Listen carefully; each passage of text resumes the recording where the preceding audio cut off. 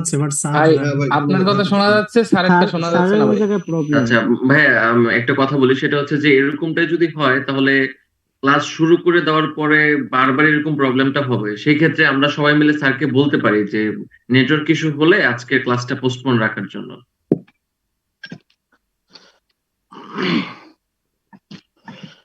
সেটা তো করা যায়, কিন্তু সময় কোথায়? সময় তো নাই ভাই।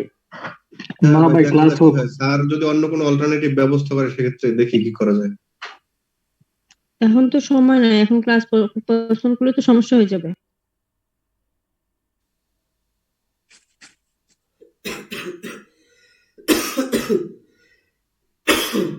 প্রচুর সমস্যা।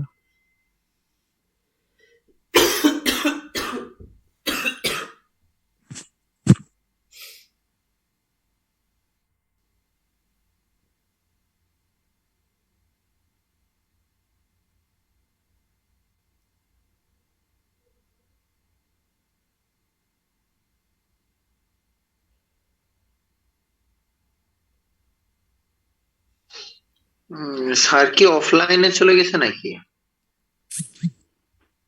আর ওই জায়গায় হয়তো নেটের সমস্যা আছে আজকে।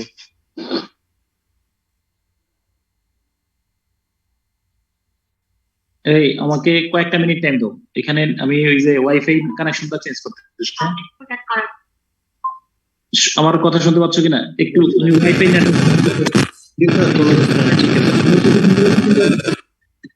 আমার কথা শুনতে পাচ্ছ কিনা? জি স্যার। জি স্যার, আপনার কথা শোনা যাচ্ছে। সবাই মিউট করে ফেলো প্লিজ, সবাই মিউট করো, সবাই মিউট করো। আমি কানেকশনটা ঠিক করতেছি, আমার ওয়াইফাই নেটওয়ার্কটা ঠিক করতেছি একটু। হ্যাঁ, এখানে রাঙামাটিতে 9টার পরে তোমার 4G থাকে না। ঠিক আছে, একটু আমি ঠিক করে নিই। হ্যাঁ,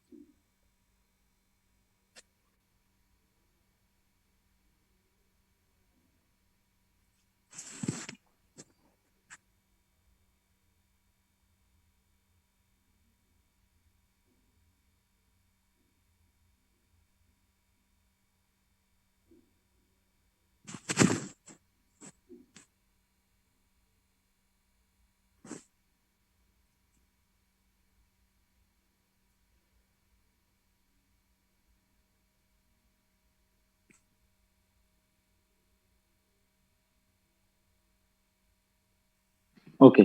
আসসালামু আলাইকুম, সবাই কথা শুনতে পাচ্ছ কিনা? আমি হোস্ট হয়ে আছে অর্ণব সরকার, আছে কিনা অর্ণব সরকার? Yes sir. অর্ণব, আমার হোস্ট বানাই দাও। Yes sir. এই হ্যান্ড রেজ করে রাখছে, এটাতে হোস্ট বানাও।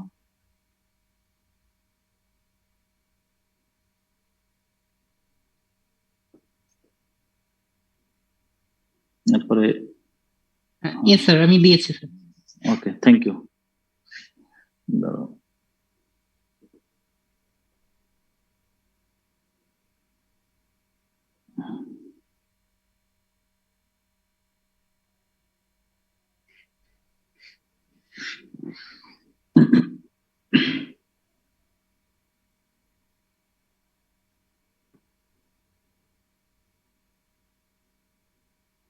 আচ্ছা, গত ক্লাসে আমরা পড়ছিলাম কি তোমার গত ক্লাসে আমরা পড়ছিলাম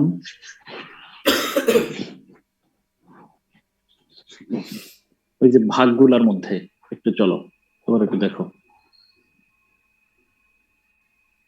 আমরা একটু স্ক্রিন শেয়ার করি।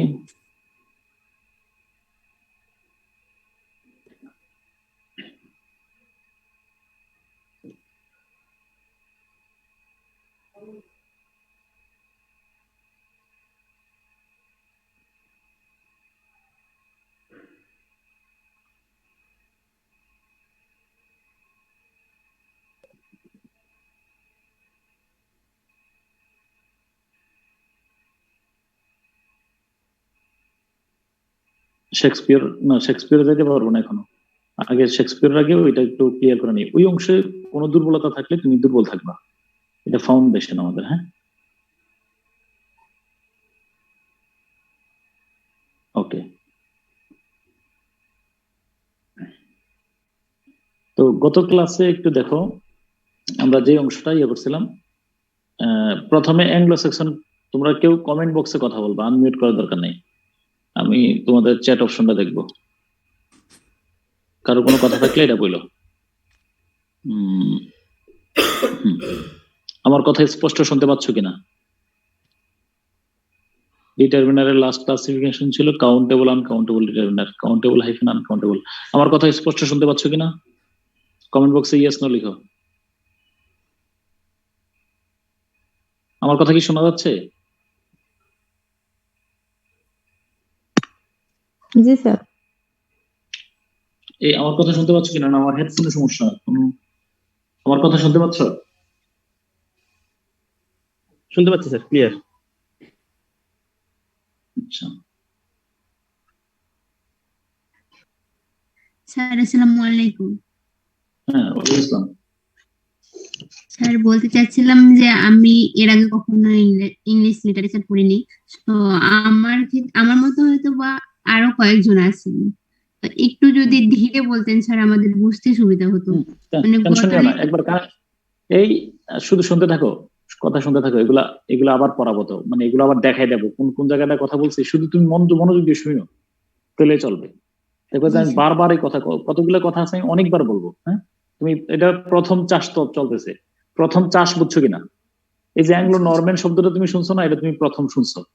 এই যে ফ্রান্স শুনছো, এটা তোমার প্রথম চাষ চলতেছে। যখন ভিতরে যাবো আবার এগুলা বারবার পড়বো। স্যার আমরা তো আগের ব্যাচে পড়ছিলাম, তো আমরাও ইংলিশে ছিলাম না, কিন্তু স্যার প্রথমে এরকম মনে হয়েছে, পরে ক্লাস যখন মাঝে মাঝে হয়েছে তখন সব সহজ হয়ে গেছে।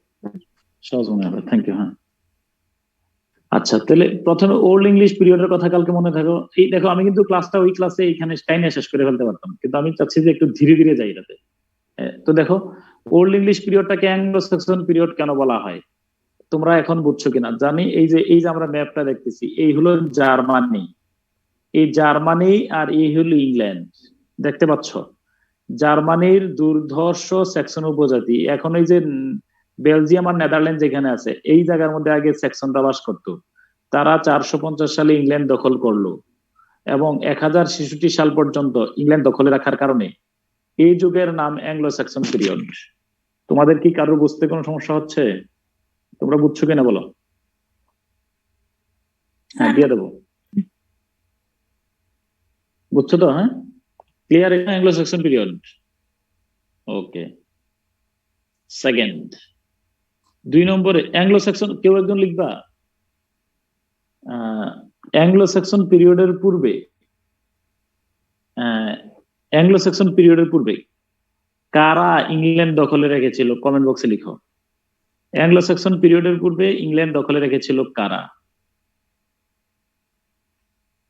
অ্যাংলো স্যাক্সন পিরিয়ডের পূর্বে ইংল্যান্ড কাদের দখলে ছিল? থ্যাংক ইউ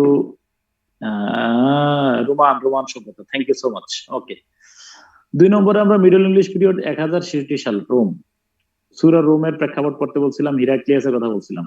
1066 সাল থেকে 1500 সাল পর্যন্ত এই অংশটা হলো মিডল। মধ্যযুগ, মধ্যযুগের প্রথম অংশের নাম হলো অ্যাংলো নরম্যান। অ্যাংলো নরম্যান প্রথম অংশের নাম দেখো, অ্যাংলো নরম্যান। এই সময় ইংল্যান্ড দখলে ছিল। এবার ম্যাপের দিকে তাকাও, এই হলো ইংল্যান্ড, আমাদের ইউনাইটেড কিংডম, ঠিক আছে? তারপরে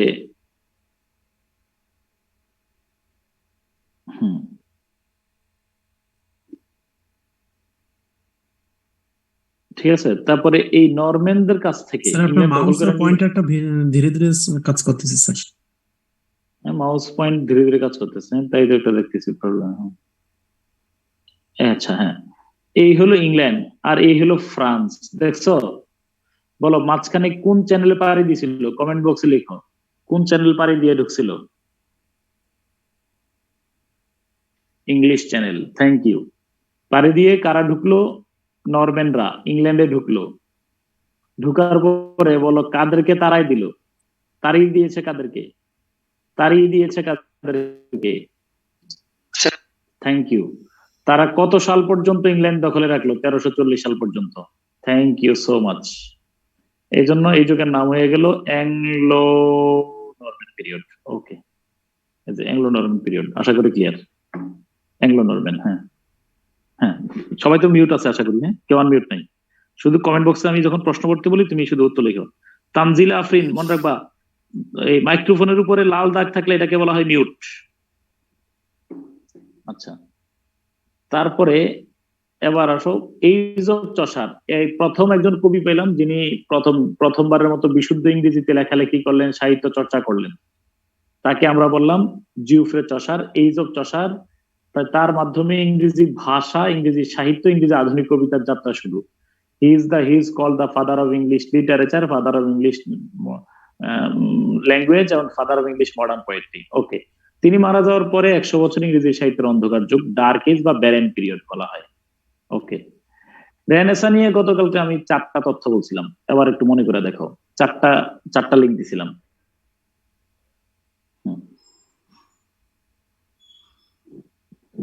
রেনেসা নিয়ে আমরা কয়টা তথ্য? 4টা। রেনেসা নিয়ে 4টা তথ্য।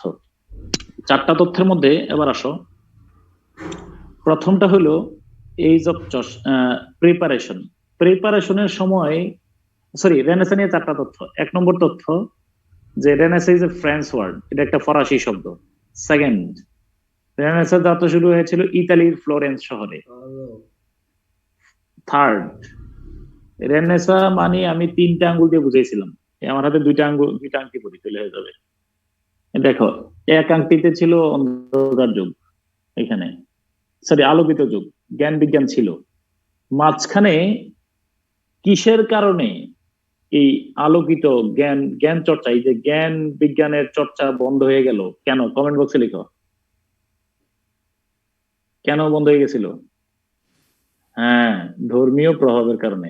খ্রিস্টিয়ান ধর্ম, হ্যাঁ, ক্যাথলিক খ্রিস্টিয়ান ধর্মে, হ্যাঁ ঠিক আছে।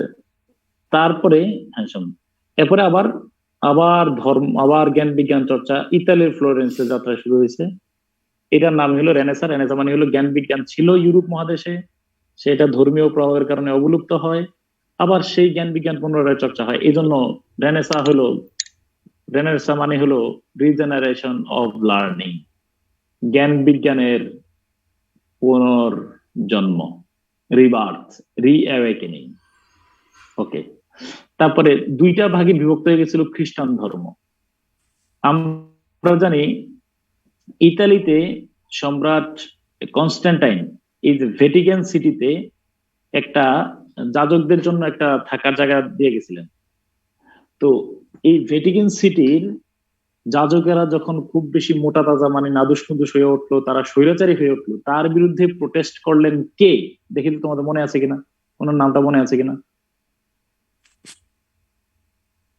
কমেন্ট বক্সে লিখো। ওনাদের নামটা কি, ওনার নামটা কি, কে প্রোটেস্ট করছিলেন? তানজিলা আফরিন, মাইক্রোফোনের উপরে লাল দাগ দেওয়া থাকলে এটাকে বলা হয় মিউট। আমি মিউট করে দিলাম, আর মাইক্রোফোন আর দিবা না। মার্টিন লুথার, হ্যাঁ থ্যাংক ইউ। মার্টিন লুথার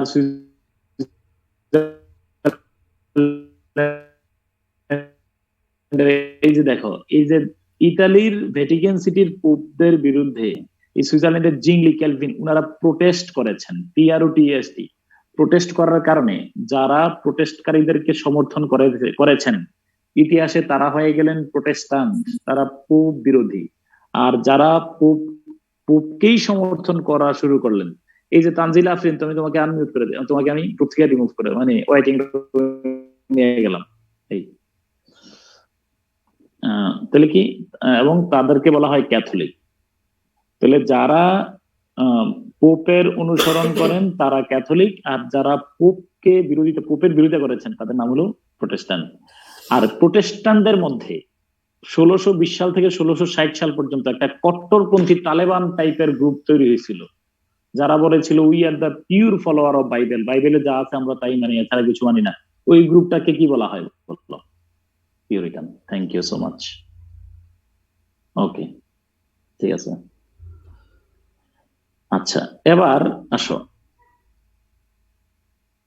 এটা ছিল রানী এলিজাবেথের। আচ্ছা, এই হলো। এবার দেখো 5টা যোগ, গত ক্লাসে আমি শেষের দিকে একটু দ্রুত যেটা বলছিলাম এই অংশটা আরেকবার রিপিট করি। মনে রাখবা, এই অংশগুলো যে যত ভালো বুঝবা ভিতরের রসদ তত শক্তিশালী হবে।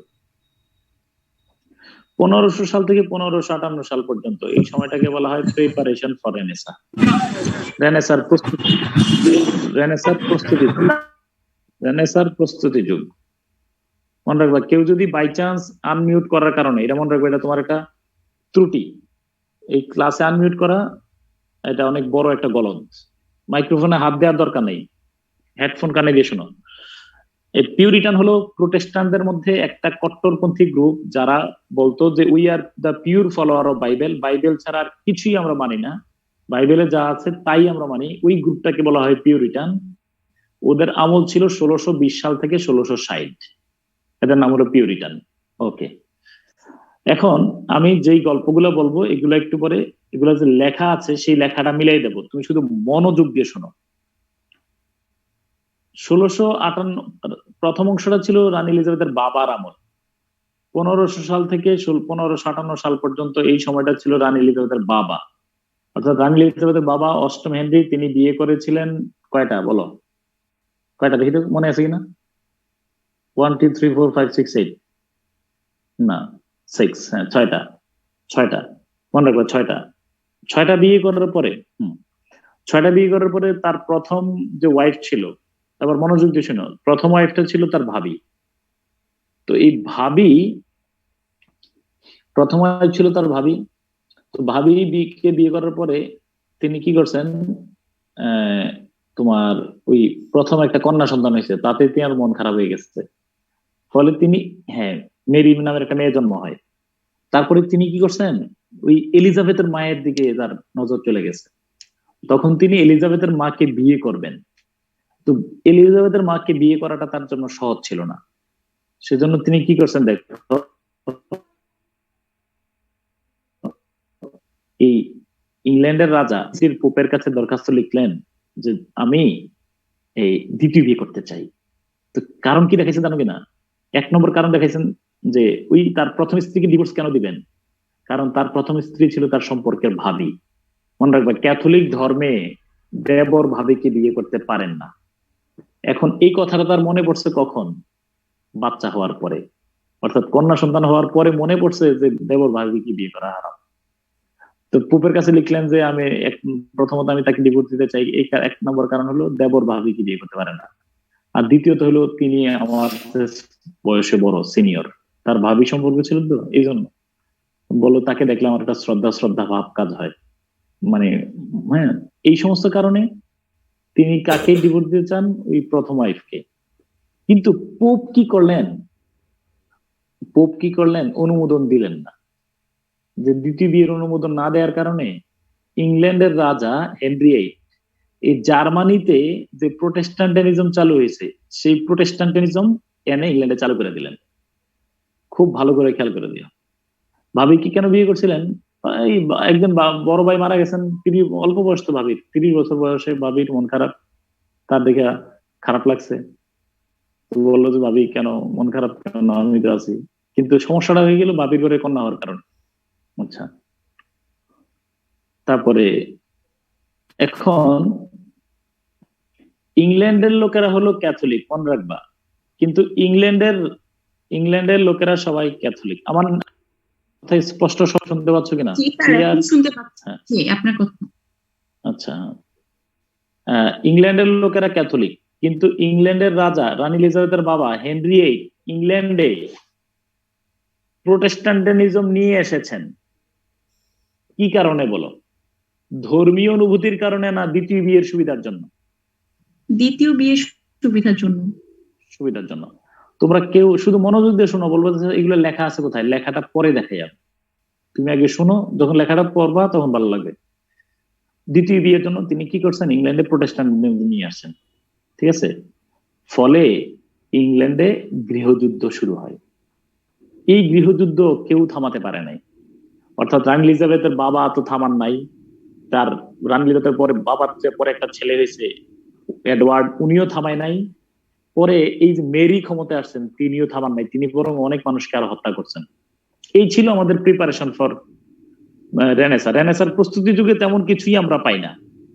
রেনেসার প্রস্তুতি যুগে আমরা পাই রানী এলিজাবেথের বাবার বিবাহ কীর্তি, বিয়ে করতে গিয়ে তিনি একটা সংঘাত বাজিয়েছেন, যুদ্ধ বাঁধিয়েছেন। কাদের মধ্যে যুদ্ধ? কমেন্ট বক্সে লিখো,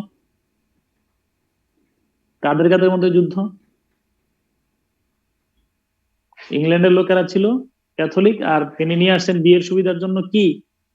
প্রোটেস্ট্যান্টিজম। ক্যাথলিক এন্ড প্রোটেস্ট্যান্ট যুদ্ধ। এই যুদ্ধ নিতে পারেননি, ঠিক আছে? তিনি নিজে থামাতে পারেননি। তারপরে কি করছেন, তিনি আরো উস্কে দিয়েছেন। হ্যাঁ, ওকে। তানজিলা আফরিন কেন বারবার আনমিউট করো, বুঝলাম না আমি। তুমি আনমিউট করে আবার ইয়া করো। তানজিলা আফরিন আসো নাকি? তানজিলা আফরিন ইয়েস না বলো। নাই, তানজিলা আফরিন নামে কেউ নাই, আমি রিমুভ করে দিলাম। মিউট করলে আনমিউট হবে। তানজিলা আফরিন ইয়েস নো তো বলবে, মিউট করে রাখলাম আমি, আর তুমি মাইক্রোফোনে টাচ করবো না। তো দেন এই ছিল, হ্যাঁ না, এটা 30 বছর ব্যাপী যুদ্ধ। হ্যাঁ, এটাই 30 বছর ব্যাপী যুদ্ধ, 30 বছর ব্যাপী যুদ্ধ ছিল। তারপরে রানী এলিজাবেথের এই প্রিপারেশনের সময় তেমন কিছু হয়নি। আচ্ছা, এবার এলিজাবেথকে তুমি মনে রাখবা কিভাবে? 3টে আঙ্গুল দিয়ে আমি 3টা ব্যাখ্যা করি। এলিজাবেথকে আমরা 3 ভাবে মনে রাখবো। 1 নম্বরে, রানী এলিজাবেথ যখন ক্ষমতায় আসছেন 1558 সালে, 3বার বলো 1558, 1558। 1558 সাল মানে কি? 1558 সালে ক্ষমতায় ছিলেন ভারতবর্ষে আকবর ক্ষমতায় আসছেন 1556 সালে। তার 2 বছর, ওই যেই বছর পানিপথের দ্বিতীয় যুদ্ধ হয়, সেই সময় আকবর ক্ষমতায় আসছেন। আকবর ক্ষমতায় আসার 2 বছর পরে ইংল্যান্ডের রানী ইংল্যান্ডে ক্ষমতায় আসছেন। এটা মনে রাখার জন্য, পানিপথের যুদ্ধের 2 বছর পরে, বুঝছো? 1556-তে আসছেন সম্রাট আকবর, রানী এলিজাবেথ ক্ষমতা আসছেন 1558। আমি বেশি তারিখ মুখস্থ রাখতে অনুপ্রাণিত করি না, কিন্তু এই তারিখ মুখস্থ রাখা লাগবে। 1558, 1603। 1558 সালে তিনি কিভাবে ক্ষমতায় আসলেন? আমরা দেখি যে তার বাবা নাই, তার সৎ ভাই মারা গেছেন, তার সৎ বোন মারা গেছেন, এখন তিনি আছেন। তিনি বৈধ নাকি অবৈধ? উত্তর, তিনি ছিলেন অবৈধ। কারণ তিনি কন্যা সন্তান হয়ে জন্মগ্রহণ করার কারণে তার মাকে শিরশ্ছেদ করা হয়েছিল এবং তার মামাকেও শিরশ্ছেদ করা হয়েছিল, এবং তিনি নিজে অবৈধ সন্তান হিসেবে গণ্য হন। পরে সকল যাজকেরা তাকে বৈধ ঘোষণা করে ক্ষমতায় আরোহণ করান। যে বলেন, সবাই বললেন যে সে তো মূলত অবৈধ না, সে বৈধ, কারণ তার বাবা দ্বিতীয় সন্তানের জন্য তাকে অবৈধ ঘোষণা করেছেন। রানী এলিজাবেথ ক্ষমতায় আসছেন। ক্ষমতায় আসার পরে তিনি দেখলেন যে এই ইংল্যান্ডের মধ্যে একটা যুদ্ধ চলতেছে। তোমরা লিখছো এর আগে কমেন্টে, যুদ্ধটা হলো ক্যাথলিক এবং প্রোটেস্ট্যান্ট। এই গৃহযুদ্ধ তিনি প্রথমে থামালেন, যেই প্রক্রিয়ায়, এই প্রক্রিয়াটাকে বলা হয় অ্যাংলিকানিজম। আমি লিখে দিতেছি, দেখো, ANGLI, CANISM, অ্যাংলিকানিজম। এই যে নীলিমা কমেন্ট বক্সে লিখে দিচ্ছে অ্যাংলিকান। অ্যাংলিকানিজম মানে হলো ইংল্যান্ডস ওন চার্চ, ইংল্যান্ডের নিজস্ব রাষ্ট্র, ইংল্যান্ডের নিজস্ব ধর্ম ব্যবস্থা, ইংল্যান্ডের নিজস্ব চার্চ। কথাটা শোনো, রানী এলিজাবেথ এসে দেখেন যে শিয়া সুন্নির মধ্যে মারামারি, অর্থাৎ তিনি দেখলেন যে এই অ্যাংলিকানিজম আর প্রোটেস্ট্যান্ট যেভাবে মারামারি করতেছে, এই মারামারি থাকলে আমরা কখনোই সভ্য হব না। পৃথিবীর কোন দেশেই সবসময় পশ্চাৎপদ। একটা কথা তোমার বলে রাখি, ব্রিটিশরা শাসন করছেন, পৃথিবীর অধিকাংশ দেশ সভ্য। এই যে নিউজিল্যান্ডের দিকে তাকাও, এই যে অস্ট্রেলিয়ার দিকে তাকাও, কানাডার দিকে তাকাও, সভ্য। কিন্তু অসভ্য আমরা ভারতীয় উপমহাদেশের লোকেরা, কারণ আমরা সাম্প্রদায়িক দাঙ্গায় মেতেছিলাম। তো এখন রানী এলিজাবেথ ক্ষমতায় আসছেন, আসার পরে তিনি বললেন যে না, মারামারি করলে ভাই আমরা দেশটাকে আগে নিতে পারবো না। এই জন্য তিনি বললেন যে চলো তোমরা যারা শিয়া সুন্নি, ওহাবি সুন্নি নিয়ে মারামারি করতেছো, আমরা একটু মিলমিশ করি। She offered A message of compromise. তিনি এই ওহাবি সুন্নিদের একসাথে মিলাইছেন যে তোমরা কি নিয়ে মারামারি করতেছো, এগুলো ছোট্ট বিষয়। আমাদের তো আমাদের আল্লাহ এক, নবী এক, সবাই নামাজ পড়ো, সবাই রোজা থাকো, সবাই হজ পালন করো। তো তোমাদের তো সমস্যা হইলো নামাজের হাত বাদ কোন জায়গায়, এগুলো নিয়ে না সমস্যা। এই মিলাদ কিয়াম করবা কিনা, এই সমস্ত বিষয় নিয়ে সমস্যা, এগুলো নিয়ে চলো আমরা মারামারি না করি। অর্থাৎ ঠিক অবিকল রানী এলিজাবেথ প্রোটেস্ট্যান্ট আর ক্যাথলিকের মধ্যে একটা মেলবন্ধন তৈরি করে ইংল্যান্ডে একটা চার্চ বানাই দিলেন, এটার নাম অ্যাংলিকান।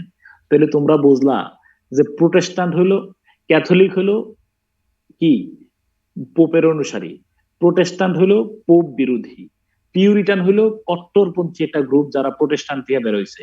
আর ইংল্যান্ডের লোকেরা তারা ক্যাথলিকও না, প্রোটেস্ট্যান্টও না, তারা হলেন অ্যাংলিকান। রানী এলিজাবেথ অ্যাংলিকানিজমটা চালু করছেন। কেন চালু করেছেন? তার বাবা ওই যে যুদ্ধ বাধায় দিয়ে গেছিলেন দ্বিতীয় বিয়ে করার জন্য, সেই যুদ্ধকে এসে থামালেন রানী এলিজাবেথ অ্যাংলিকানিজম প্রবর্তনের মাধ্যমে। কমেন্ট বক্সে লেখা দাও কি প্রবর্তন করছিলেন রানী এলিজাবেথ, কমেন্ট বক্সে লিখো। আমি রানী এলিজাবেথকে 3 ভাবে গ্লোরিফাই করব। 1 নম্বর সূত্র, অ্যাংলিকানিজম প্রবর্তন করছেন। আচ্ছা ধরো একটু আরাম করে বসি। 2 নম্বর, রাঙামাটিতে শুধু ঠান্ডা না, মানে ধরো এখানে আমি তো খুব কদাচিৎ শীতের পোশাক পরি, কিন্তু এখানে মোটামুটি বরফ পড়ার মতো পরিস্থিতি। হ্যাঁ, প্রচুর ঠান্ডা। অ্যাংলিকানিজম। আচ্ছা 2 নম্বর, রানী এলিজাবেথ এসে দেখতেছেন অক্সফোর্ড বিশ্ববিদ্যালয়, কেমব্রিজ বিশ্ববিদ্যালয়, 2টা বিশ্ববিদ্যালয় ইংল্যান্ডে আছে। হ্যাঁ ঠিক আছে, অক্সফোর্ড বিশ্ববিদ্যালয় এবং কেমব্রিজ বিশ্ববিদ্যালয় নামে 2টা বিশ্ববিদ্যালয় আছে। 2টা বিশ্ববিদ্যালয় থেকে কোনো আউটপুট নাই। হ্যাঁ, রানী এলিজাবেথ বললো যে ধর্মিয়া, তোমরা যারা নাটক লিখবা, পামফ্লেট মানে ছোট বই, এই কবিতার বইটি আছে না, এগুলা যারা লিখবা টাকা পয়সা পাইবা। শিল্প সাহিত্যের সমজদার তিনি ছিলেন। রানী এলিজাবেথের আমলে অক্সফোর্ড এবং কেমব্রিজ বিশ্ববিদ্যালয়ের, গভীর মনোযোগ, শুধু কান দিয়া হৃদয়ে ঢুকাও, অক্সফোর্ড এবং কেমব্রিজ, অনুমান করো, তুমি দেখো না অক্সফোর্ড কি সুন্দর ঐতিহ্যবাহী ইউনিভার্সিটি। অক্সফোর্ড এবং কেমব্রিজ বিশ্ববিদ্যালয় আজ থেকে 1000 বছর আগে অক্সফোর্ড বিশ্ববিদ্যালয় তৈরি হয়েছে, প্রায় 1900 বছর আগে কেমব্রিজ বিশ্ববিদ্যালয়। এই অক্সফোর্ড এবং কেমব্রিজ বিশ্ববিদ্যালয়ের মেধাবী শিক্ষার্থীদেরকে অনুপ্রাণিত করলেন, যারা পড়াশোনার পাশাপাশি নাটক লিখেছেন, সেই নাটক লন্ডনের মঞ্চে মঞ্চস্থ করেছেন। অধিকাংশ ক্ষেত্রে রানী এলিজাবেথ সেই নাটক দেখেছেন। ইতিহাসে এদেরকে বলা হয় ইউনিভার্সিটি উইটস। নীলিমা কমেন্ট বক্সে লিখে দিছে ইউনিভার্সিটি উইটস। এবং তিনি যারাই লিখছে, টাকা পয়সা যখন শুরু করলেন, ইংরেজি সাহিত্যের সকল শাখা প্রশাখা, বুঝছো কিনা, সকল শাখা প্রশাখা, শর্ট স্টোরি এবং নোভেল ছাড়া, ছোট গল্প এবং উপন্যাস ছাড়া সকল শাখা প্রশাখার সর্বোচ্চ উৎপত্তি এবং ক্রমবিকাশ লাভ করে। এই জন্য এই যুগটাকে বলা হয় golden period of English literature, glorious period of English literature, ইংরেজি সাহিত্যের সোনালী যুগ। তো আমি বলছি রানী এলিজাবেথকে 3 ভাবে আমি হাইলাইট করবো। এক নম্বরে দেখছো তিনি আইসা বলেন যে ভাই আমরা চলো মারামারি বন্ধ করে, তিনি অ্যাংলিকানিজম প্রবর্তন করে যুদ্ধ থামালেন, যে যুদ্ধ তার বাবা তৈরি করে দিয়ে গিয়েছিলেন। দ্বিতীয়ত তিনি এই এলিজাবেথেন পিরিয়ডকে আমরা golden period of English literature, ইংরেজি সাহিত্যের সোনালী যুগ বলি। এই যুগটাকে সোনা ফলেছে। মনে রাখবা এই যুগে শেক্সপিয়রের মতো বড় কবি ছিলেন। এখন আমার প্রশ্ন উত্তর দাও, শেক্সপিয়র বড় না এলিজাবেথ বড়? দেখি তো তোমার একটা প্রশ্ন উত্তর লেখে দাও, বলো কারে তুমি বড় বলবা, শেক্সপিয়র নাকি এলিজাবেথ? দেখি। শোনো, শেক্সপিয়রের জায়গায় বড়, কিন্তু এলিজাবেথ ইজ দা, এলিজাবেথকে বলতে পারো one kind of mother of all the poets essayists in English literature of her period. তার যুগে রানী এলিজাবেথ মায়ের মতো ভূমিকা পালন করেছেন। রানী এলিজাবেথ যদি এলিজাবেথ বলো, একটা প্রশ্ন তুমি করতে পারো যে স্যার এই যে ধরেন আমরা এজ অফ সেন্সিবিলিটি বলি, আমরা ওই ডক্টর স্যামুয়েল জনসনের যুগ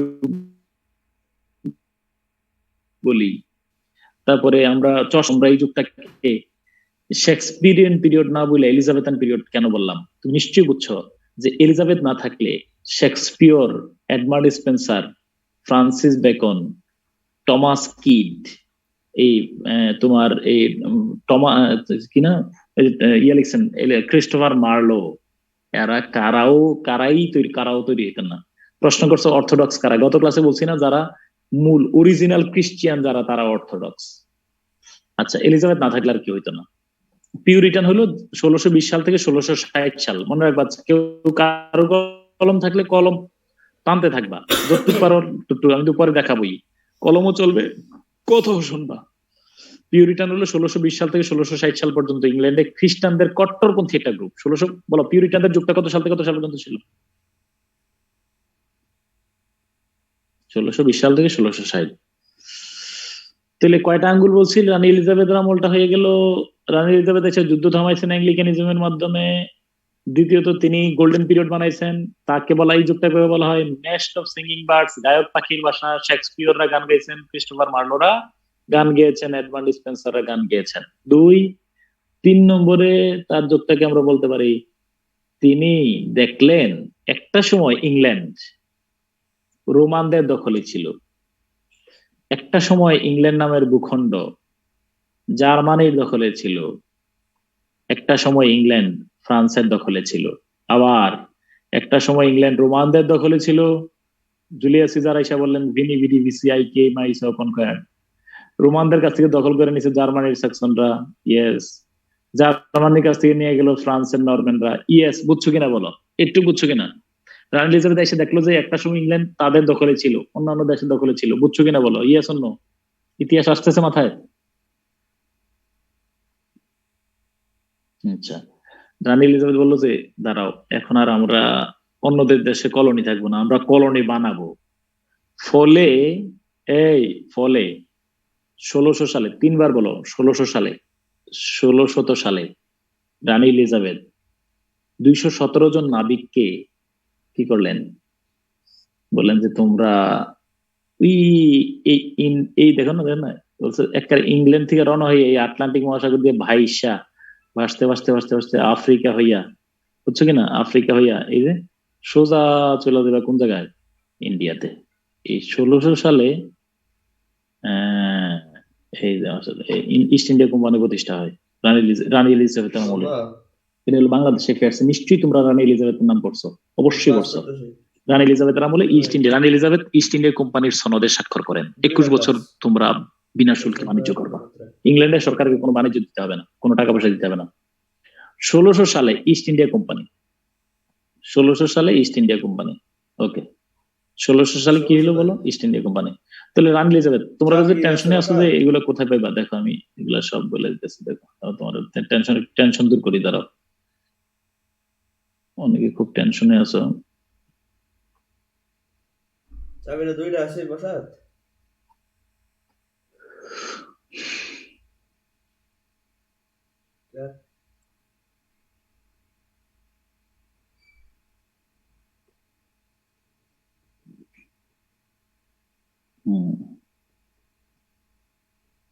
তালা বারোটা গেছে, না করি নাই, আমি হয়ে আসলাম।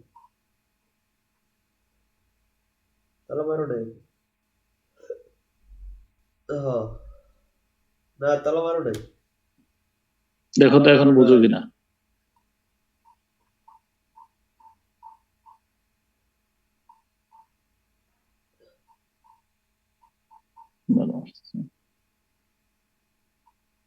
আচ্ছা গরম করে খাই না সমস্যা ওকে, এবার তোমরা একটু টার্ম গুলা বুঝো কিনা একটু চিন্তা করে দেখো। এতক্ষণ যে গল্প বলছিলাম দেখো, আচ্ছা এটা বানাইছো তোমরা এই যে রেনেসা, এই শীট গুলো দিয়ে দেবো তোমরা। রেনেসা এই অধ্যায়ে আমরা রেনেসা চারটা অধ্যায় এলিজাবেথান পিরিয়ড, হ্যাঁ আমরা এলিজাবেথান পিরিয়ড নিয়ে দেখো। রেনেসার যুগ সম্পর্কে গুরুত্বপূর্ণ তথ্য। রেনেসা হলো 14th সেঞ্চুরিতে শুরু হয়েছে, ইতালিতে শুরু হয়েছে, সব লেখা আছে দেখো এখানে। রেনেসা মিন্স রিভাইভাল, রিজেনারেশন, ঠিক না? এরপর রেনেসা 14th শতকে প্রথমে ফ্লোরেন্স শহরে, এই যে ফ্লোরেন্স শহর এটা ফ্লোরেন্সে ছড়িয়ে পড়ে, তারপরে ভেনিস রোমে ছড়িয়ে পড়ে। ইংল্যান্ডের রেনেসা শুরু হয় 1500 সালে। এই রেনেসার যুগকে বলা হয় rediscovery of ancient Greek and Roman civilisation. কথা ক্লিয়ার না? রিডিসকভারি অর্থাৎ প্রাচীন গ্রিক এবং রোমান সভ্যতায় যে, হ্যাঁ দিয়ে দেবো, সবগুলো পিডিএফ গ্রুপে দিয়ে দেবো। রেনেসার যুগকে rediscovery of ancient Greek and Roman civilisation, অর্থাৎ গ্রিক এবং রোমান সিভিলাইজেশনের যে জ্ঞান বিজ্ঞান ছিল সেটা আবার পুনরায় জেগে ওঠে, তাই না? হ্যাঁ, রেনেসার প্রধান বৈশিষ্ট্য হলো হিউম্যানিজম, এটা মনে রেখো। হিউম্যানিজম হলো রেনেসার, হিউম্যানিজম, ফ্রি থিঙ্কিং এগুলো চালু হয়েছে আবার। হ্যাঁ, আগে ছিল ধর্ম আগে মানবতা পরে, রেনেসার যুগে আগে মানবতা পরে ধর্ম, এরকম। এরপরে দেখো ওই যে লিওনার্দো দা ভিঞ্চির নাম বলছিলাম, যে এরা কি করছিল, যে জ্ঞান বিজ্ঞানের চর্চাটা শুরু করছিল, Petrarch, Leonardo da Vinci, Michelangelo, ওনারা। হ্যাঁ, আচ্ছা দেখো, এই দেখো রানী এলিজাবেথের পূর্বে ক্ষমতায় ছিল কারা কারা? রানী এলিজাবেথের দাদা হেনরি 7, রানী এলিজাবেথের বাবা হলো হেনরি 8, এরপরে এডওয়ার্ড 6, রানী এলিজাবেথের সৎ ভাই বড় 16 বছর বয়সে যক্ষায় মারা গেছেন, দেখো। এরপরে কুইন মেরি, রানী এলিজাবেথের বড় সৎ বোন তথা ক্যাথরিনের একমাত্র জীবিত কন্যা ছিলেন। অসংখ্য প্রোটেস্ট্যান্টকে হত্যা দেয়, তাকে রক্ত পিপাসী মেরু বলা হয়। তিনিও ওই যে ইউটেরিয়ান ক্যান্সারে মারা গেছেন, ঠিক আছে না? হ্যাঁ, আচ্ছা। রানী এলিজাবেথের বাবা 6টা বিয়ে করছিলেন। Catherine of Aragon, Anne Boleyn হলো, দেখো ক্যাথরিন অফ আর্গন হলো ওই যে divorced mother of Mary first. Anne Boleyn executed, মানে তাকে শিরশ্ছেদ করা হয়েছিল। মাদার অফ কি বলো? মাদার অফ কে? এলিজাবেথ। জেন সিমোর, ওই যে তিনি এডওয়ার্ড দা 6 কে জন্ম দিতে গিয়ে মারা গেছেন, এরকম আর কি। হ্যাঁ, ওকে। এই যে দেখো রানী এলিজাবেথ, এই দেখো সব সুন্দর করে লিখে দিচ্ছি। রানী এলিজাবেথের ইংল্যান্ডের রানী এলিজাবেথ প্রথম নারী, যার জন্ম সময় তার পিতা আশা করেছিলেন পুত্র সন্তান। কন্যা রূপে জন্ম হওয়ার কারণে যার মাকে ফাঁসি কাষ্টে ঝুলতে হয়েছিল সেই নারী, দেখছো এগুলো সব লেখা আছে। রানী এলিজাবেথ ইংল্যান্ডের শ্রেষ্ঠতম সাহিত্যিক, যার রাজত্ব ইংরেজি সাহিত্য হয়ে উঠেছিল ভীষণ, ঠিক না? সব লেখা আছে। এই রানী এলিজাবেথের আমলেই তার পিতার প্রতিষ্ঠিত চার্চ অফ ইংল্যান্ড অ্যাংলিকানিজমকে শক্তিশালী করেছে। দেখো এখানে লেখা দেখে দিছি। টাইটেলস দেখো, golden period of English literature, nest of singing birds. Elizabeth ফার্স্টের নাম অনুসারে এলিজাবেথ পিরিয়ড নামকরণ করা হয়। তাকে ভার্জিন কুইন বলা হয়, তিনি বিয়ে শাদী করেন নাই। আচ্ছা, তার বাবার নাম হেনরি 8 এবং মায়ের নাম ছিল অ্যান বোলিন। 2.5 বছর বয়সে তাকে শিরশ্ছেদ করা হয় চরিত্রহীনতার অভিযোগে। হ্যাঁ, তার মাকে শিরশ্ছেদ করা হয়। এলিজাবেথকে অবৈধ সন্তান ঘোষণা করা হয়। রেনেসার আমলে খ্রিস্টান ধর্ম 2টা ভাগে বিভক্ত হয়, ক্যাথলিক আর প্রোটেস্ট্যান্ট, তাই না? জার্মানির ধর্ম সংস্কারক মার্টিন লুথার, সুইজারল্যান্ডের ক্যালভিন জুংলি সহ তৎকালীন পোপ ক্যালভিন এবং জিংলি তৎকালীন পোপ এবং যাজকদের স্বেচ্ছাচারীদের বিরুদ্ধে প্রোটেস্ট করেছিলেন, তাই তাদেরকে প্রোটেস্ট্যান্ট বলা হয়। ক্লিয়ার কিনা বলো? এই ক্লিয়ার, বুঝতেছো কিনা বলো? রাজা হেনরি 8 তার পার্সোনাল অ্যাডভান্টেজ, দ্বিতীয় বিয়ে সংক্রান্ত বিষয়ের জন্য ইংল্যান্ডে প্রোটেস্ট্যান্টানিজম চালু করেন। ফলে ইংল্যান্ডে সিভিল ওয়ার শুরু হয়। কার মধ্যে সিভিল ওয়ার হয় তোমরা লিখে দিছো, এই যে প্রোটেস্ট্যান্ট আর ক্যাথলিকের মধ্যে সিভিল ওয়ারটা শুরু হয়। রানী এলিজাবেথ 1558 সালে ক্ষমতায় এসে রিলিজিয়াস প্রবলেম দূর করার জন্য অ্যাংলিকানিজম চালু করার মাধ্যমে সিভিল ওয়ারের সমাপ্তি ঘটান। অ্যাংলিকানিজম মানে ইংল্যান্ডস ওন চার্চ, ইংল্যান্ডের নিজস্ব চার্চ। হ্যাঁ, রানী এলিজাবেথের বিখ্যাত একটা কথা হলো, a good face is the best letter of recommendation, পেহেলে দর্শনদারি ফেরগুন বিচারী, এটা তার বিখ্যাত কথা ছিল। আচ্ছা যাই হোক, এরপর হলো এই রানী এলিজাবেথের আমলে 1600 সালে 17 জন বলছিলাম আমি, 218 জন বণিকের প্রচেষ্টায় the company of merchant of London trading into the east Indies নামে ব্রিটিশ ইস্ট ইন্ডিয়া কোম্পানি গঠিত হয়। এ সময় ভারতের দিল্লি সম্রাট ছিলেন এই আকবর। এই ছিল এলিজাবেথ। এলিজাবেথের দিকে একবার তাকাও, এই যে এলিজাবেথ, উনি হলো এলিজাবেথ আর উনি হলো আকবর। হ্যাঁ, এরপরে 1600 সালে রানী এলিজাবেথ, দেখো এই সময় ভারতের রানী এলিজাবেথ এই কোম্পানিকে 21 বছর পর্যন্ত একচেটিয়া মনোপলি বিজনেস করার রাজকীয় সনদ দিয়েছিলেন। 1600 সালে 31 ডিসেম্বর রানী এলিজাবেথের সনদ বলে উক্ত কোম্পানি উত্তম সন্তরীপ হয়ে ভারতবর্ষে একচিটি লাভ করে। এই যে ঠিক আছে। আর এলিজাবেথের পিরিয়ডটা আমরা সামনে পড়বো, কোনো নারী লেখিকা নাই এই যুগের মধ্যে, নারী জন্মগ্রহণ করার কারণে তো। হ্যাঁ ওকে ঠিক আছে, এই বুঝছো কিনা বিষয়টা? এরকম সব গল্প লেখা আছে। ওকে, তাহলে আমরা এতক্ষণ ছিলাম এলিজাবেথান পিরিয়ড। তো আমি একটু এবার শেয়ারটা অফ করি, এবার আমার একটু কথা শোনো, আমার দিকে তাকাও। এলিজাবেথকে আমরা 3 ভাগে বৈশিষ্ট্যমণ্ডিত করছিলাম, 3টা ভাগে, খেয়াল করে দেখো। 1 নম্বরে রানী এলিজাবেথ অ্যাংলিকানিজম প্রবর্তন করেছেন। ওই যে তার বাবা এসে ধর্মীয় সংঘাত তৈরি করেছিলেন, সেই সংঘাত তিনি বন্ধ করেন অ্যাংলিকানিজম প্রবর্তনের মাধ্যমে। সেকেন্ড, তার যুগটা golden period of English literature. তিনি সকল সাহিত্যিকদেরকে মাতৃসুলভ দৃষ্টিতে দেখেছেন, টাকা পয়সা দিয়েছেন। একজন ওই যে এডমান্ড স্পেন্সার নামের একজন পাইবা, যিনি সাহিত্য রচনা করেছেন কি ওই ফেয়ারি কুইন নামের একটা রচনা লিখছেন, এই কারণে তাকে 50 পাউন্ড ভাতা মঞ্জুর করছেন। এবারে ফ্রান্সিস বেকনকে ফাঁসিতে ঝুলানোর কথা ছিল, রানী এলিজাবেথ সাহিত্যে অবদান থাকার কারণে তাকে মাফ করে দিচ্ছেন। তো এটা যে গোল্ডেন পিরিয়ড হয়েছে কেন, গ্লোরিয়াস পিরিয়ড কেন হয়েছে, নেস্ট অফ সিঙ্গিং বার্ডস কেন হয়েছে, গায়ক পাখির ভাষা কেন হয়েছে, তোমরা বোঝার কথা ইনশাল্লাহ। আর তিনি তার আমলেই তিনি সারা পৃথিবীতে ইংল্যান্ডের প্রতিনিধিদেরকে পাঠিয়েছেন, ভারতবর্ষে পাঠিয়েছেন ইস্ট ইন্ডিয়া কোম্পানি। ওকে কিনা বলো এ পর্যন্ত? ওকে কিনা? ওকে ওকে হলে সামনে যাব।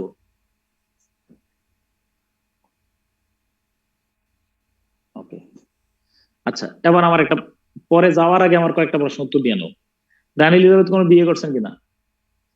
ইয়েস নো বলো। সন্তান সন্ততি আছে কিনা? নাই। তার এবার হয়ে গেল, তার নিকটতম ওয়ারিশকে পাওয়া গেল। চলো আমরা এবার ক্লাসে যাই। আবার তার নিকটতম ওয়ারিশ পাওয়া গেল কোথায়? এবার দেখো দেখাইতেছি। তার নিকটতম ওয়ারিশ পাওয়া গেছে স্কটল্যান্ডে।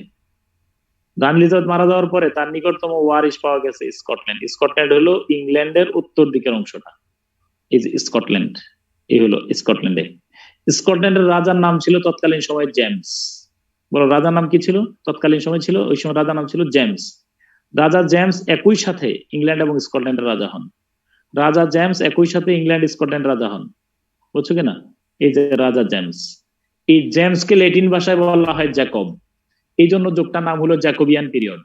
তিনি 2 দেশের রাজা ছিলেন, 2 দেশ ইংল্যান্ড স্কটল্যান্ড 2 দেশের একক রাজা ছিলেন। এই যুগটা মেটাফিজিক্যাল পোয়েট্রি নামে বিখ্যাত। মেটাফিজিক্যাল পোয়েট্রির জন্য বিখ্যাত। বলবা মেটা মানে কি? মেটাফিজিক্যাল। একজন কমেন্ট বক্সে লেখা তো মেটাফিজিক্যাল।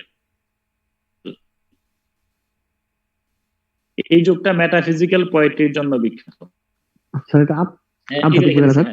হ্যাঁ এই যে মানে যে শারীরিক বিষয় নিয়ে কবিতা লেখা নাই, লাভ, ডেথ, গড, সোল, এই সমস্ত বিষয় নিয়ে কবিতা লিখছেন, এই জন্য এদেরকে বলা হয় মেটাফিজিক্যাল পোয়েট।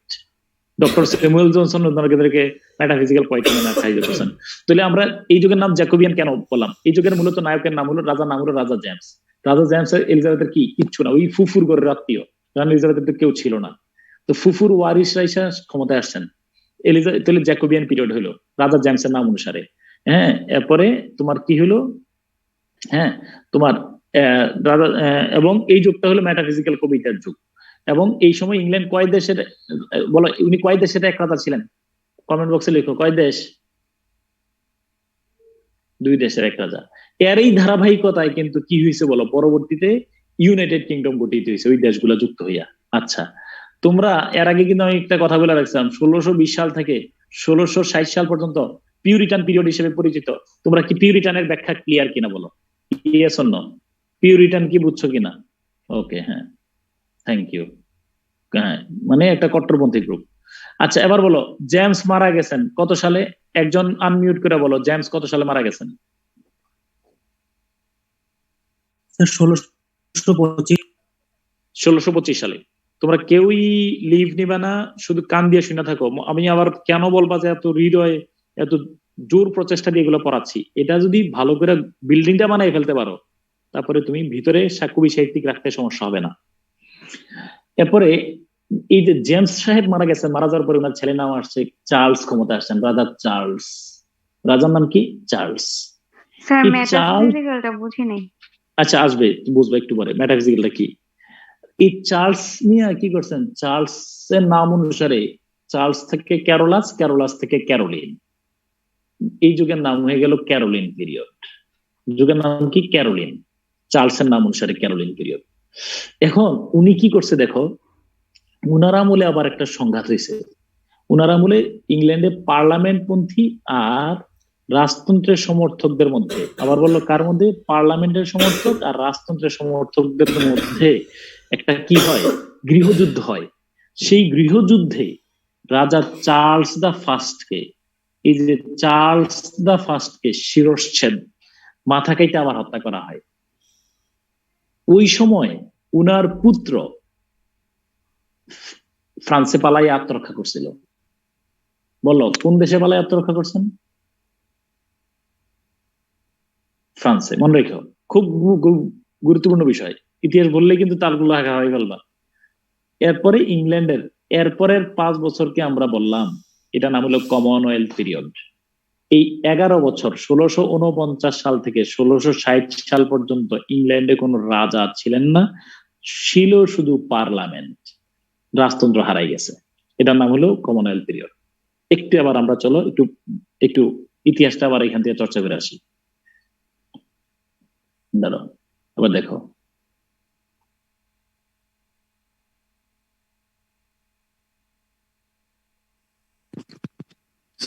এলিজাবেথ কিভাবে ক্ষমতা আসছিল স্যার? এলিজাবেথ তো ওই অবৈধ এলিজাবেথকে, কারণ তার তো আর ওয়ারিশ নাই, তার সৎ ভাই মারা গেছে, সৎ বোন মারা গেছে, তার বাবা নাই, কেউ নাই। ফলে ইংল্যান্ডের যাজকেরা তাকে ক্ষমতা বসাই দিচ্ছেন, বললো যে উনি অবৈধ না, বৈধতা ঘোষণা করে ক্ষমতা আসেন। নাম হলো Jacobian period. This age was named after King James First. না না না না না না, টেল অফ টু সিটিজ এর মধ্যে চার্লস কে, এই চার্লস না। আচ্ছা, this age was named after King James first, who reign England 1603 সাল থেকে 1625 সাল পর্যন্ত। 1603 সালে এলিজাবেথের মৃত্যুর পরে স্টুয়ার্ট বংশের রাজা প্রথম জেমস একই সময় ইংল্যান্ড এবং স্কটল্যান্ড রাজা হন। অর্থাৎ তিনি স্কটল্যান্ডের রাজা ছিলেন, তিনি স্কটল্যান্ডে প্রথম জেমস নামে ছিলেন, কিন্তু দুই দেশের এক রাজা হওয়ার সময় তিনি নাম ধারণ করেন জেমস ফার্স্ট।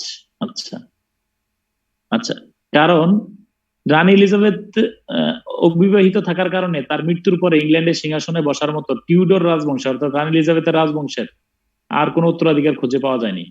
ফলে এলিজাবেথের দূর সম্পর্কের আত্মীয় স্কটল্যান্ডের রাজা জেমস একই সাথে ইংল্যান্ড এবং ইংল্যান্ডের সিংহাসনের উত্তরাধিকারী মনোনীত হন। বুঝলে একটু কাইন্ডলি লেখা দাও ইয়েস। ইয়েস হলে আমি বুঝবো যে বুঝছো। এলিজাবেথ কেন বিয়ে করেন নাই বলো? 33 বছর পর্যন্ত রাজ দরবারে একটা, ধরো হ্যাঁ, রাজ দরবারে একজন 33 বছর ধরে কি ছিল বলো তুমি? 33 বছর ধরে তোমার অবৈধ ছিল, তার কি আর বিয়ে করার স্বাদ আছে? চিন্তা করে দেখো না। হ্যাঁ আচ্ছা, জেমসের সন্তান ছিল তো, একটু কি বললাম, জেমসের সন্তান ছিল না, আর একটু পরে আসবে চার্লস। ফলে আচ্ছা, এখন তাকে ওয়াইজেস্ট ফুল বলা হয়, কারণ আগামী লিটারেচারের ক্লাসে পড়াবো। মানে হলো বিপরীত ধর্মী, পণ্ডিত মূর্খ, বুঝছো কিনা? এটা একটা বিপরীত ধর্মী শব্দ, এটাকে বলা হয় এন্টিথিসিস। আচ্ছা, পরস্পর বিরোধী শব্দ যদি বসে এটার নাম এন্টিথিসিস। কারণ তিনি মনে রাখবেন কেন ম্যাটার, আসুক আমি শেষ করি না, আমি তো ব্যাখ্যায় তো আছি এখন। তাকে এই যে জেমস সাহেবকে কেন পণ্ডিত মূর্খ বলা হয়তো, কারণ তিনি জনগণের সাথে দূরত্ব বজায় রাখতেন। জনগণের সাথে মনে করতেন যে আমি তো দুই দেশের এক রাজা হয়ে গেছি, ফলে আমি কি মই হনুরে, এই জন্য জনগণের সাথে তিনি দূরত্ব বজায় রাখতেন। ওকে, মিউট করে ফেলো। আচ্ছা, এরপরে ল্যাটিন ভাষায় জেমসকে জ্যাকোবাস বলা হয়। জ্যাকোবিয়ান শব্দটি জ্যাকোবাস থেকে উদ্গত। জ্যাকোবিয়ান পিরিয়ডের শেষের 5 বছর পিউরিটান পিরিয়ড অন্তর্ভুক্ত। একটা কথা মনে রেখো, এটাকে বলা হয় common sense is the most uncommon thing in the world. মনে রাখতে হবে যে এখানে তুমি কথা হাসি কাচি দিলেও কিন্তু আমরা সবাই শুনতেছি, বি কেয়ারফুল। 1608 সালে দেখো, রানী এলিজাবেথ ইস্ট ইন্ডিয়া কোম্পানি নিয়ে আসছিল, মনে আছে কিনা তোমাদের? আকবরের আমলে। ইয়েস অন্য ইয়েস লেখা দাও। জি, আকবরের ছেলের নাম জাহাঙ্গীর। ওই জাহাঙ্গীরের আমলে দেখো আবার ইস্ট ইন্ডিয়া কোম্পানি মোটা তাজা হয়েছে কিন্তু, দেখো কিভাবে। 1608 সালে রাজা জেমসের সুপারিশপত্র নিয়ে ক্যাপ্টেন হকিংস বাণিজ্য কুঠি স্থাপনের উদ্দেশ্যে সম্রাট জাহাঙ্গীরের দরবারে আসেন। 1613 সালে এক ফরমানের মাধ্যমে সম্রাট জাহাঙ্গীরের অনুমতিতে সুরাটে প্রথম ইংরেজ কুঠি স্থাপিত হয় এবং কিছুদিনের মধ্যেই অন্যান্য স্থান সহ হুগলিতে বাণিজ্য কুঠি স্থাপন হয়। তোমরা একটা কথা বলে রাখি, 9-10 বাংলাদেশ এবং বিশ্ব সাহিত্যের বাংলাদেশের যে ইতিহাসটা আছে এবং তোমার যে MP3 বই আছে, সব বইয়ের মধ্যে সম্রাট জাহাঙ্গীরের নাম যেখানে লেখা আছে অবশ্যই সেখানে রাজা জেমসের নাম লেখা আছে, কারণ রাজা জেমস এবং জাহাঙ্গীরের মধ্যে পত্র বিনিময় হতো। কারণ সম্রাট জাহাঙ্গীরই পর্তুগিজদেরকে তাড়াইয়া ভারতবর্ষে এই করছেন, কাকে? ইংরেজদেরকে হৃষ্টপুষ্ট করেন এবং সুযোগ করে দেন, বাণিজ্য কুঠি স্থাপনের অনুমতি দেন। এই দেখো অনেক কথা, আমি এগুলো বলো না যে তুমি কোথাও, এটা তোমাদের 9-10 বই থেকে দিচ্ছি, যে ওই যে থেকে, হ্যাঁ ইংল্যান্ডকে, এই যে ইংল্যান্ডে কিন্তু বাণিজ্য ধীরে ধীরে কিভাবে এই সময় ইংরেজরা বিনা শুল্কে বাণিজ্য করার অনুমতি পান। রাজা প্রথম আমলে ইস্ট ইন্ডিয়া কোম্পানি সম্রাট জাহাঙ্গীরের কাছ থেকে ব্যাপক সুযোগ সুবিধা আদায় করে নিয়েছেন। ইভেন আমি একটা দুর্লভ জিনিস এখানে তোমাদেরকে দিয়ে দিছি, দেখো দুর্লভ জিনিস হলো এটা, এই চতুর্থ মুঘল সম্রাট নুরুদ্দিন সেলিম জাহাঙ্গীর, হ্যাঁ, ইংল্যান্ডের রাজা জেমসকে, অর্থাৎ বলো একজন প্রশ্ন তো এই বলো, জাহাঙ্গীর কার ছেলে ছিলেন, কার পুত্র? জাহাঙ্গীর কার পুত্র? কমেন্ট বক্সে লিখো। সম্রাট জাহাঙ্গীর কার পুত্র? আকবর। বাবার হইল আবারজর সারিল ঔষধে, বাবার হইল আবারজর, বাবর হুমায়ুন, এরপর হুমায়ুন ছিল আকবর, আকবর ছিল জাহাঙ্গীর। এই দেখো জাহাঙ্গীর এই পত্রটি লিখেছিলেন এই রাজা জেমসের কাছে। এই পত্রটি পড়লেই বুঝে যাবেন সুদূর ইউরোপ থেকে সমুদ্রপথে ইঞ্জিনবিহীন জাহাজ যোগে হাজার হাজার মাইল পথ পাড়ি দিয়ে ইস্ট ইন্ডিয়া কোম্পানির মতো একটা ক্ষুদ্র বণিক দল ভারতবর্ষে এসে কিভাবে মাত্র 157 বছরের পরিক্রমায় প্রতাপশালী মুঘল সাম্রাজ্যকে ধ্বংস করে ভারতবর্ষে তাদের 190 বছরের শাসন কায়েম করেছিল। চিঠিটা একটু শোনো। এই চিঠিটা কে লিখছেন? প্রশ্ন উত্তর দাও, আনমিউট করে বলতে পারবা। জাহাঙ্গীর কার কাছে লিখছেন? জেমসের নাম অনুসারে এই যুগটার নাম আমরা কি যুগ, কোন যুগ বললাম? মাশাআল্লাহ, এই তো আমি তোমার এই জ্যাকোবিয়ান পিরিয়ডকে পরিচিত করাচ্ছি আর কি। সে যে আমাদের ইতিহাসের অংশ, এটা বোঝানোর জন্য আমি এত কথা বলতেছি। তুমি জ্যাকোবিয়ান পিরিয়ড একটা দূরের কথা না, তোমরা বাংলাদেশে ফেয়ার্সও পড়ছো ওনার নাম। It looks upon which assurance of your royal love I have given my general command to all the kingdoms and ports of my dominions to receive all the honor. সম্রাট জাহাঙ্গীর বলতেছেন, আমি আমার বণিকদেরকে নির্দেশ দিছি ইংরেজরা যারা যে দিক দিয়ে আসবে তাদেরকে সব সুযোগ সুবিধা দেওয়ার জন্য, তারা যেই জায়গায় থাকতে চায় থাকতে দিবা, যেই ধরনের তারা ট্রান্সপোর্ট ফ্যাসিলিটিস থেকে শুরু করে তাদের মন মতো সবকিছু করার সুযোগ সুবিধা দিয়ে দিবা। এই প্রথম পৃষ্ঠা, এই যে our captains to give them freedom answerable to their own desire to sail by and to transport into their countries. Okay, বলো যে এগুলো আমি কেন করছি? For confirmation of our love and friendship, I desire your majesty to command your merchants to bring in their ships of all sorts of rarities and rich goods fit for my palace. মনে রাখবা, শনিটা হলো এই জায়গায়। তিনি বললেন, সম্রাট রাজা James, আপনার বণিকদেরকে সব ইজ্জত দিছি, এত সম্মান দিছি, এত সুযোগ সুবিধা দিছি একটা কারণে, আমাদের ভালোবাসা দৃঢ় হবে এতে। আর আপনি আপনার বণিকদেরকে নির্দেশ দেবেন তারা যেন আমার ভারতবর্ষে আসার সময় দুর্লভ এবং সমৃদ্ধ মালামাল নিয়ে আসে, ফিট ফর মাই প্যালেস, আমার রাজদরবারকে সুশোভিত করার জন্য, not fit for my country.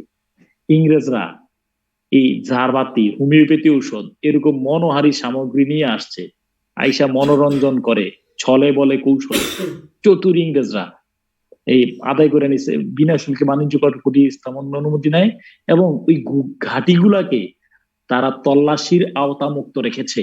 কারণ তোমার বন্ধুর বাড়িতে তল্লাশি করছে, এটা কি শোভনীয়? না, শোভনীয় না।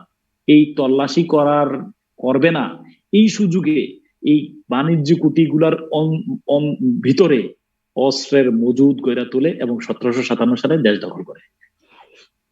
এই হলো সম্রাট জেমসকে তোমরা জ্যাকোবিয়ান যারে বলছো, তাকে তোমরা ভারতবর্ষের ইংরেজি সাহিত্যে, ভারতবর্ষের ইতিহাসে রাজা জাহাঙ্গীর আমলের জেমসকে পড়ে আসছো।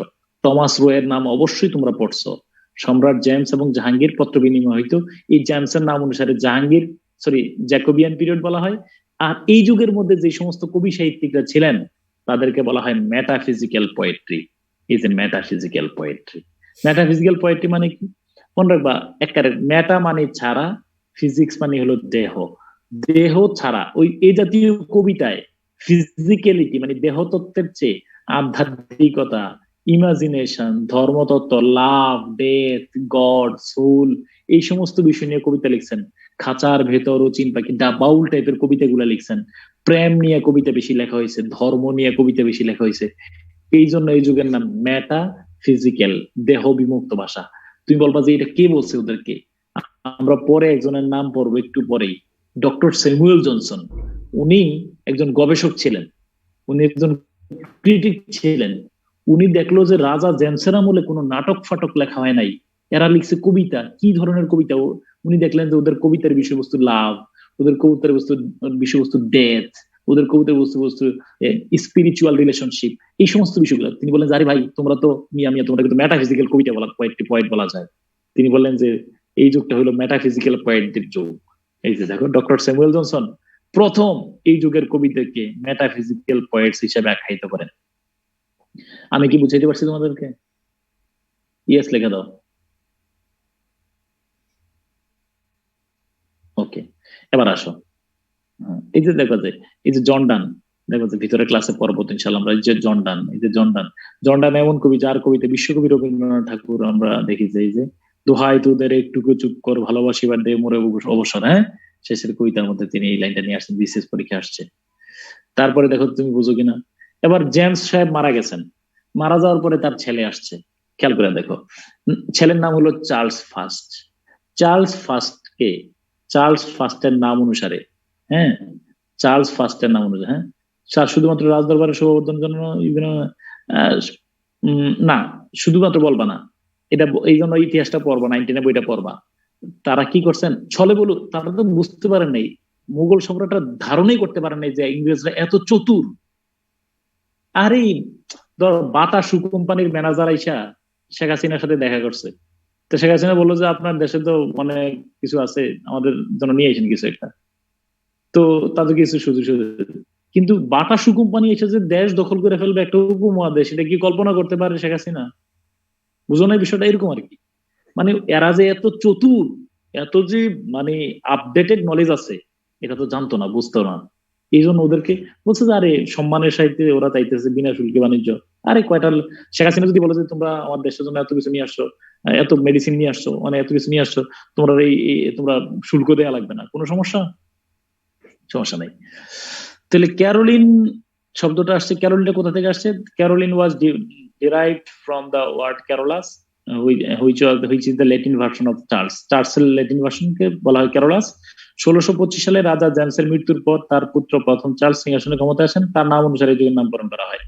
এই সময় ইংল্যান্ডে ক্যাভালিয়ার্স মানে সাপোর্টার অফ কিং, রাজতন্ত্রের সমর্থক, এবং রাউন্ড হেডস, এটা হলো সাপোর্টার অফ পার্লামেন্টের মধ্যে সিভিল ওয়ার চলছিল। এই গৃহযুদ্ধে ক্যাভালিয়াররা মানে অর্থাৎ রাজতন্ত্র পরাজিত হয়। 1649 সালের 30 জানুয়ারি রাজা প্রথম চার্লসকে ধরে শিরশ্ছেদ করা হয়। ওই যে স্পষ্ট বলে দিচ্ছি, King Charles first was caught and publicly beheaded, জনসম্মুখে তার মাথা কাটা হয়। আচ্ছা দেখি তো, একটু আগে বলছিলাম, বলো সেই সময় তার পুত্র কোথায় পালায় আত্মরক্ষা করছিলেন? একটু কমেন্ট বক্সে লিখে দাও। ফ্রান্সে sir. Thank you so much. এই যে মনে রাখবে, এটা মনে রাখবা, নাহলে কিন্তু ঝামেলা আছে। তিনি আবার আসবে তো ফ্রান্স থেকে। এই যে তবে সে সময় তার পুত্র ফ্রান্সে পালিয়ে আত্মরক্ষা করতে সক্ষম হয়েছিলেন। ওকে, তৎকালীন শরীয়ত কবিদেরকে বলা হয় ক্যাভালিয়ার পোয়েট। হ্যাঁ, তুমি এই আমি দেখবা যেগুলোতে বাংলা সাহিত্যের ইতিহাস মিলাই দিছি। সম্রাট শাহজাহানের পুত্র সম্রাট আওরঙ্গজেবের ভাই শাহ সুজা 1641 সাল থেকে 1662 সাল পর্যন্ত সুবাদার ছিলেন। সে সময় ইন্ডিয়ার চিকিৎসক জিব্রাইল ব্রাউটনের চিকিৎসায় সন্তুষ্ট হয়ে মাত্র 3000 টাকার বিনিময়ে, করের বিনিময়ে তিনি ইস্ট ইন্ডিয়া কোম্পানিকে বাংলাদেশে বিনা শুল্কে বাণিজ্য করার অনুমতি দেন। বুঝো না এই বিষয়টা?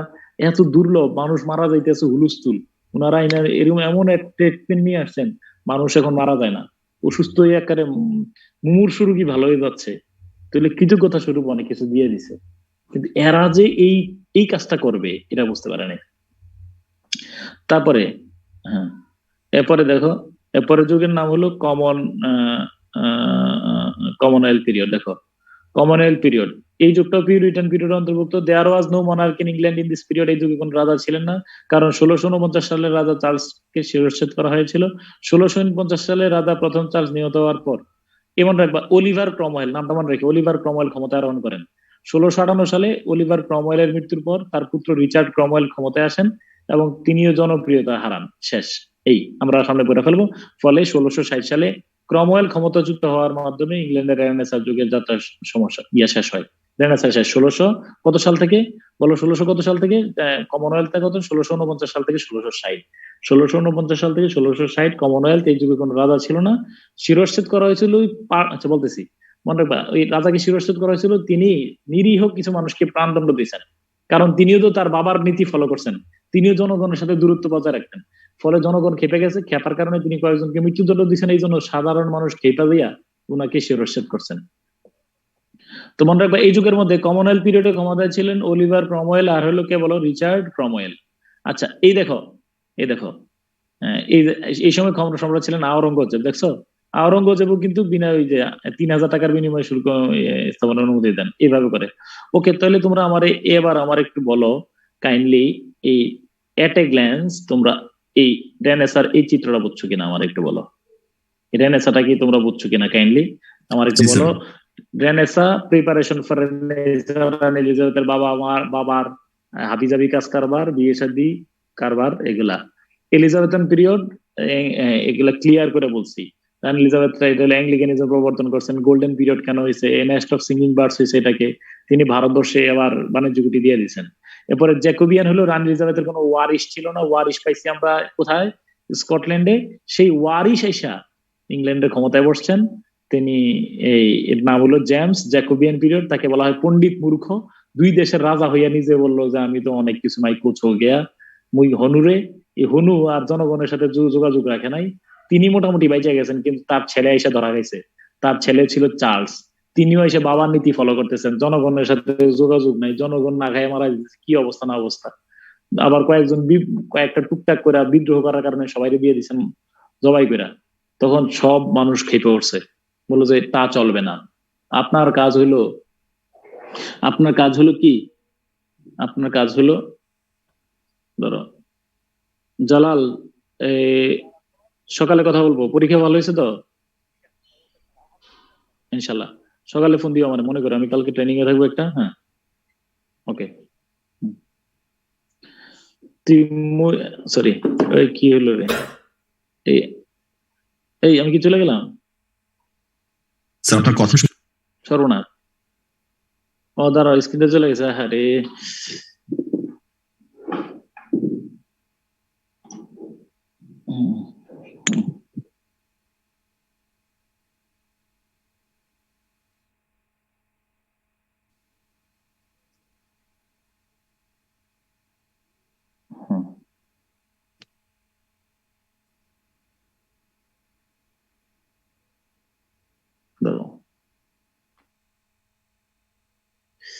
আচ্ছা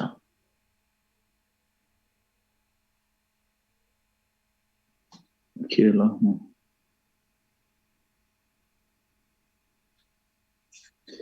ওকে, শেয়ার হয়েছে কিনা?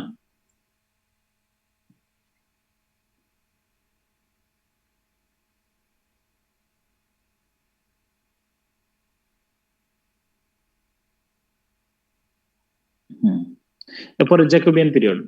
তো জ্যাকোবিয়ান পিরিয়ড আশা করি বুঝাইছি আমি, জ্যাকোবিয়ান পিরিয়ড হয়ে গেল, তোমরা বুঝছো জেমসের আমলটা। হ্যাঁ, এবারে জেমসের ছেলের নাম হলো চার্লস। চার্লস কি করছেন, তিনি ইংল্যান্ডে এসে কি করছেন, আমি স্পটলাইটে চলে গেছে, আমার দেখতে পাইবা।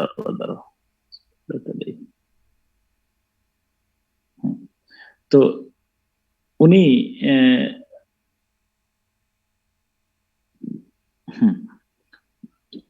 এই ক্যারোলিন পিরিয়ডে রাজা চার্লসের আমল। তাহলে ক্যারোলিন পিরিয়ড সবাই একটু আমার সাথে সাথে পড়ো, কেউ যায় না। 1600 এলিজাবেথান পিরিয়ড 1603 থেকে 1500, সরি রেনেসাঁ 1500 সাল থেকে 1660, 1500 সাল থেকে 1660, এখানেই পড়া শেষ। এর মধ্যে সবচেয়ে গুরুত্বপূর্ণ 1558 সাল থেকে 1603, ভুলো না, 1558 সাল থেকে 1603 রানী এলিজাবেথের আমল। 1558 সাল, আকবর ক্ষমতা আসার 2 বছর পরে শেক্সপিয়র জন্মগ্রহণ করার 6 বছর আগে। শেক্সপিয়র 1564 সালে জন্মগ্রহণ করছেন। তথ্য দিয়ে তথ্য মনে রেখো। পানিপথের দ্বিতীয় যুদ্ধের 2 বছর পরে, পানিপথের দ্বিতীয় যুদ্ধ হয়েছিল 1556 সালে, 2 বছর পরে এলিজাবেথ ক্ষমতায় আসছেন। 1558 সালে 1603 সাল পর্যন্ত তিনি ছিলেন ক্ষমতায়। তিনি তারপরে জ্যাকোবিয়ান পিরিয়ড, রাজা জেমসের আমল, তার আমলে তিনি দুই দেশের এক রাজা ছিলেন, ইংল্যান্ড স্কটল্যান্ড, 2 দেশের এক রাজা হন। তারপরে ক্যারোলিন পিরিয়ড, তিনি এসে তার আমলে তাকে পার্লামেন্ট পন্থীরা হত্যা করেছেন, শিরশ্ছেদ করেছেন। এর ফলে ইংল্যান্ডে প্রথম রাজতন্ত্র পতন ঘটে 1625 সাল থেকে 49, আর 1649 সাল থেকে 1660 সাল পর্যন্ত এই আমলে কোনো রাজা ছিলেন না। এই সময় ছিল লর্ড প্রোটেক্টর, অলিভার ক্রমওয়েল এবং রিচার্ড ক্রমওয়েল, বাবা ছেলে 2 জন ক্ষমতায় ছিলেন। 1660 সালে ছেলেকে উৎখাত কইরা দেওয়া হয়, এটার নাম হলো কি বলো, কমনওয়েলথ পিরিয়ড শেষ। তাহলে রেনেসাঁর 5 যুগ কি কি? Preparation, Elizabethan, Jacobean, Caroline, Commonwealth, শেষ। 5টা। এই বুঝছো কিনা বলো? Yes or no? স্যার একদম ক্লিয়ার স্যার। ওকে। এরপর তুমি নিজে পড়লে দেখবে যে মাশাআল্লাহ ইনশাআল্লাহ অনেক কিছু বলো, হ্যাঁ বুঝতে পারবা। ওকে, এবার আসো রেস্টোরেশন, সরি নিউ ক্লাসিক্যাল।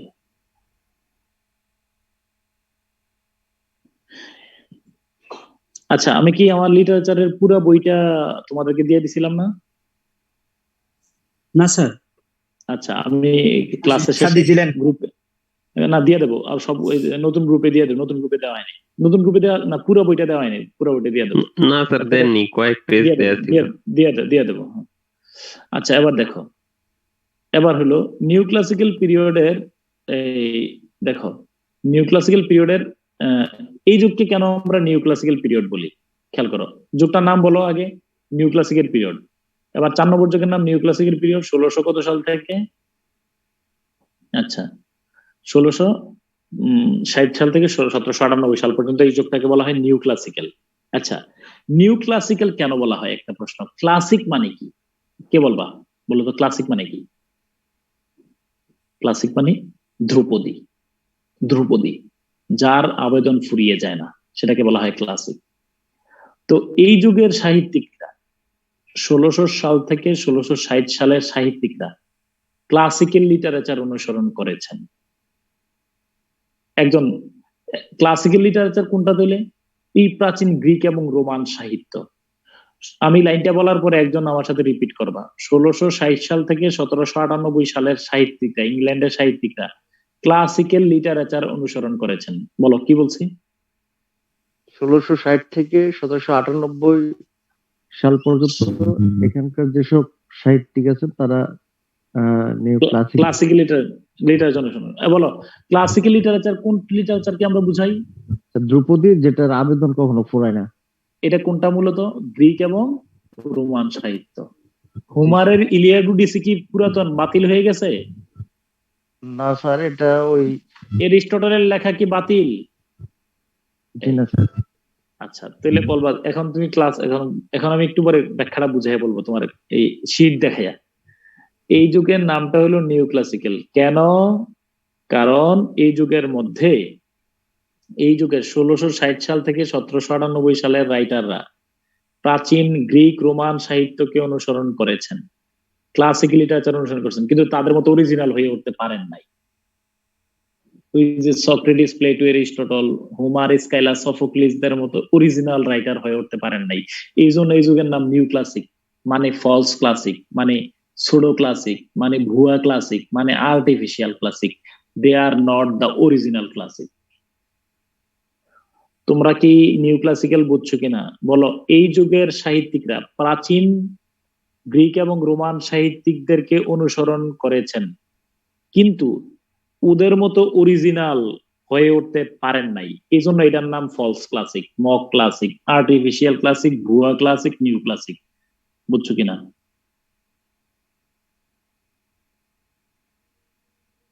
বুঝছো? Yes or no?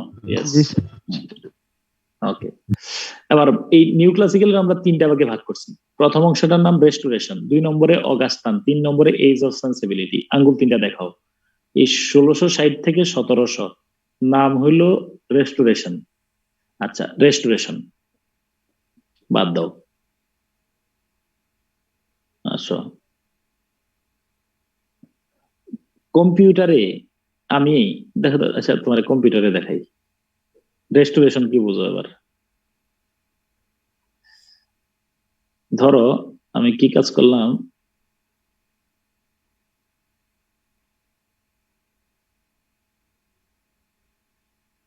কি আসলো, এটা কি আসলো,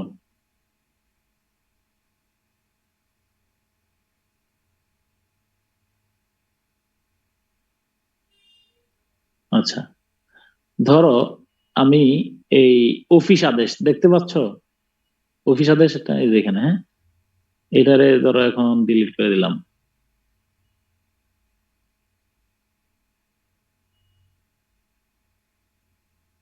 ডিলিট দেখতেছো, ডিলিট করতেছি, শুনতেছো? জি স্যার। বলো এটা কোথায় আছে এখন? রিসাইকেল বিনে। রিসাইকেল বিন। অফিস আদেশ কই, অফিস আদেশ পাইছো এটা? বলো কি লেখা আছে? রেস্টোর। রিস্টোর। রিস্টোরের নাউন কি?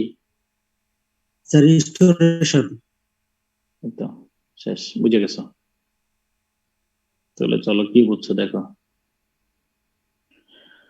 যুগের নাম হলো রেস্টোরেশন।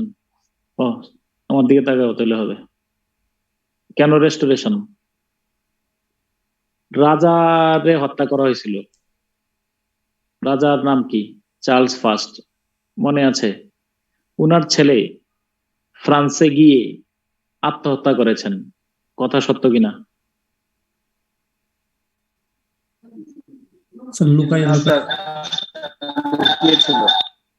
আচ্ছা, আত্মহত্যা করেছেন না আত্মরক্ষা করেছেন? রক্ষা স্যার। 11 বছর 1649 সাল থেকে 1660 সাল পর্যন্ত ইংল্যান্ডের রাজা ছিল না, কথা সত্য কিনা? অলিভার ক্রমওয়েল, রিচার্ড ক্রমওয়েল বাবা ছেলে ছিল, 1660 সালে ওই ছেলেরে খেদাই দিছে। খেদাইয়া ইংল্যান্ডের লোকেরা ফ্রান্সে গেছে, যাইয়া ওই যে আত্মরক্ষা করেছিলেন রাজার ছেলে, তাকে এনে ইংল্যান্ডের ক্ষমতায় বসাই দিলেন। তাহলে হারিয়ে যাওয়া, ডিলিট করে ফেলছিল রাজতন্ত্র, এই ডিলিট করা রাজতন্ত্র আবার আসছে, এটার নাম রেস্টোরেশন। আমি অফিস আদেশ একটা ফাইল ডিলিট করছি, আবার এটা নিয়ে আসছি, এটা ছিল ইতালিতে মানে রিসাইকেল বিনে, এটার আবার নিয়ে আসছি, এটার নাম হয়ে গেল রেস্টোরেশন। হারিয়ে যাওয়া রাজতন্ত্র পুনরুদ্ধার হয়েছে, চার্লস দা সেকেন্ড ক্ষমতায় আসছে। বুঝছো কিনা বলো? জি স্যার। সহজ, দেখো তুমি বুঝো কিনা আবার। ওই ভিতরে যে আমি আরো গল্প শোনাবো, এগুলো সব আমি যা বলতেছি সব লেখা আছে। রেস্টোরেশন বলতে রাজতন্ত্রের পুনরুদ্ধারকে পুনরুদ্ধার বলা হয়। রাজা চার্লস দা সেকেন্ড ক্ষমতায় আসছেন। ক্লিয়ার? বইয়ের থেকে ভালো বুঝতেছি না, আপনার মুখের কথাই জন্য ভালো বুঝতেছি। হ্যাঁ এই মানে ঠিক আছে। হ্যাঁ এবার দেখো, এই যুগের কবি, এই যুগের প্রধান কবির নাম ছিল জন ড্রাইডেন। এই যুগের প্রধান কবির নাম কি ছিল বলো? John Dryden. এই জন্য এই যুগের নাম হলো, তুমি চাইলে এই যুগের বড় কবির নাম হলো জন ড্রাইডেন। ধরো আধুনিক যুগের, আমরা আধুনিক যুগকে আমরা একটা অংশকে রবীন্দ্র যুগ বলতে পারি না? বা ধরো পুরো যুগটা, ধরো রেস্টোরেশন পিরিয়ডের মধ্যে সবচেয়ে বড় কবির নাম ছিল কি বলো? John Dryden. যদিও জন মিল্টন বড় ছিলেন, কিন্তু জন ড্রাইডেনের নাম কেন বলছি আমরা? আচ্ছা বলো তো, জন মিল্টনের নাম বেশি শুনছো না জন ড্রাইডেনের নাম বেশি শুনছো? Sir John Milton. তাহলে এই যুগের নাম কেন জন ড্রাইডেন হয়েছে? ডিগবাজি করে উনি। হ্যাঁ থ্যাংক ইউ, ডিগবাজি। তোষামোদি, তৈল তৈল, যে যত বেশি তৈল দিয়েছেন তার পাওয়ার তত বেশি ছিল। তিনি রাজকবি হয়ে গেছেন। জন মিল্টন তৈল দেন নাই, এই জন্য তিনি অন্ধকার কারাগারে ছিলেন, বড় কবি হওয়া সত্ত্বেও। দুই যুগ, এই যুগের নাম হলো অগাস্টান পিরিয়ড। খুব ভালো করে খেয়াল করে দেখো, অগাস্টাস একজন রাজার নাম। ইংল্যান্ডের ভূখণ্ডে অগাস্টাস নামে রাজা নাই। তাহলে অগাস্টাস রাজারা কোন জায়গায়? মনে রাখবা, ইংল্যান্ডের এই ভূখণ্ডে অগাস্টাস নামে কোনো মূলত রাজা নাই। তাহলে অগাস্টাস রাজা কোন দেশে ছিলেন? অগাস্টাস নামে রাজা ছিলেন কোন দেশে বলো? ইতালিতে। এই যে ইতালিতে একজন অগাস্টাস নামে রাজা ছিলেন, বুঝছো? আচ্ছা তাহলে হয়ে গেল। এবার তুমি বুঝো এই যুগের নাম কেন অগাস্টান পিরিয়ড? অগাস্টান পিরিয়ড কেন কই না? এখানে অগাস্টান পিরিয়ড কেন 1600-1700 সাল থেকে আচ্ছা প্রথমে কিন্তু আমরা বলছিলাম নিউ ক্লাসিক্যাল পিরিয়ডের রাইটাররা কাকে অনুসরণ করেছিলেন? গ্রিক আর রোমানদের অনুসরণ করছেন তাই না, সকল সাহিত্যিকদেরকে। 1700 সাল থেকে 1745 সালের ইংল্যান্ডের সাহিত্যিকরা তারা বললেন যে ভাই এত বিশাল প্রাচীন কবি সাহিত্যিক রোমান ইউরোপ গ্রিক রোমানের সবাইরে পারবো না ভাই, একজন রাজার আমলের কবি সাহিত্যিকদেরকে অনুসরণ করব।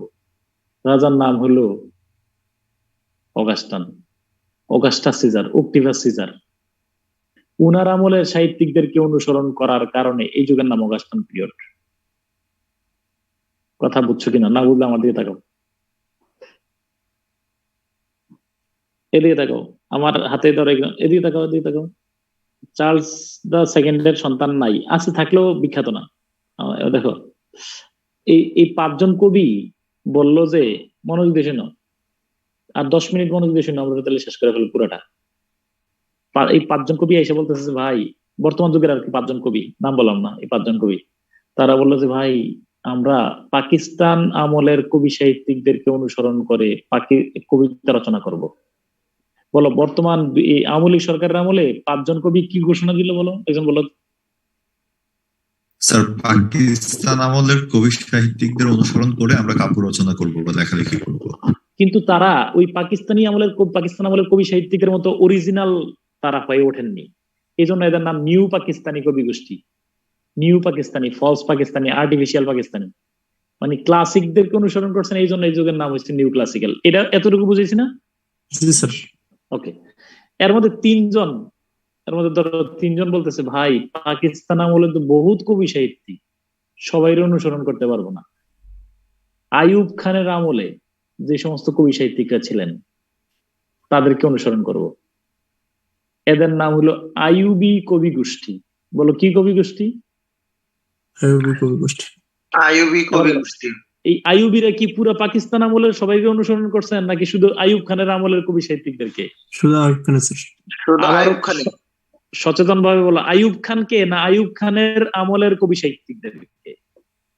আইয়ুব খানের আমলের কবি সাহিত্যিকদের। এই তো বুঝছো, তাহলে এইটাই হলো ঘটনা। এই দেখো আমি পরে লেখা আছে, যা বলতেছি সব লেখা দিচ্ছি। এই জন্য এই যুগের নাম অগাস্টান পিরিয়ড। অগাস্টাস নামে ইংল্যান্ডে কোনো রাজা নাই। আর এই যুগের মধ্যে এই যুগের প্রধান কবির নাম ছিল আলেকজান্ডার পোপ। আলেকজান্ডার পোপের একটা লাইন তোমরা সবাই জানো, কমেন্ট বক্সে লিখো। মানে মিউট করে ফেলো, মিউট কমেন্ট বক্সে লিখো। এই আলেকজান্ডার পোপের একটা লাইন যে তোমরা সবাই জানো, এখানে যতজন আছো সবাই জানো, লাইনটা লিখো। তার একটা বিখ্যাত উক্তি সবাই জানো না? আচ্ছা বুঝছি, little learning is dangerous thing. হ্যাঁ, a little learning is a dangerous thing, Alexander পোপের কথা, বিখ্যাত কবি, মক হিরোইক পয়েন্ট বলা হয় তাকে। 3 নম্বরে হলো এজ অফ সেন্সিবিলিটি। নামের মধ্যে সেন্স আছে, সেন্স। এই যুগের সাহিত্যিকরা সেন্সকে, ফিলিংকে বেশি কাজে লাগাইছেন, এই জন্য এই যুগের নাম এজ অফ সেন্সিবিলিটি। এই যুগের রাইটারদের মধ্যে সবচেয়ে মধ্যমণি ছিলেন ডক্টর স্যামুয়েল জনসন। এই জন্য এই যুগটাকে বলা হয় ডক্টর স্যামুয়েল জনসনের যুগ। তোমরা কি ডক্টর স্যামুয়েল জনসনের নাম আজকের ক্লাসে আর শুনছো কিনা? কমেন্ট বক্সে ইয়েস অর নো লিখো। আচ্ছা, এই ডক্টর স্যামুয়েল জনসন রাজা জ্যাকবের, রাজা জেমসের আমলের সাহিত্যিকদেরকে কি সাহিত্যিক উপাধি দিয়েছেন, কি কবি উপাধি দিয়েছেন? Metaphysical. Thank you so much. এই তো চলো চলো চলো, একটু আমি তোমার একটু ঘুরাই আনি, ধরো একটু ইতিহাসটা একটু।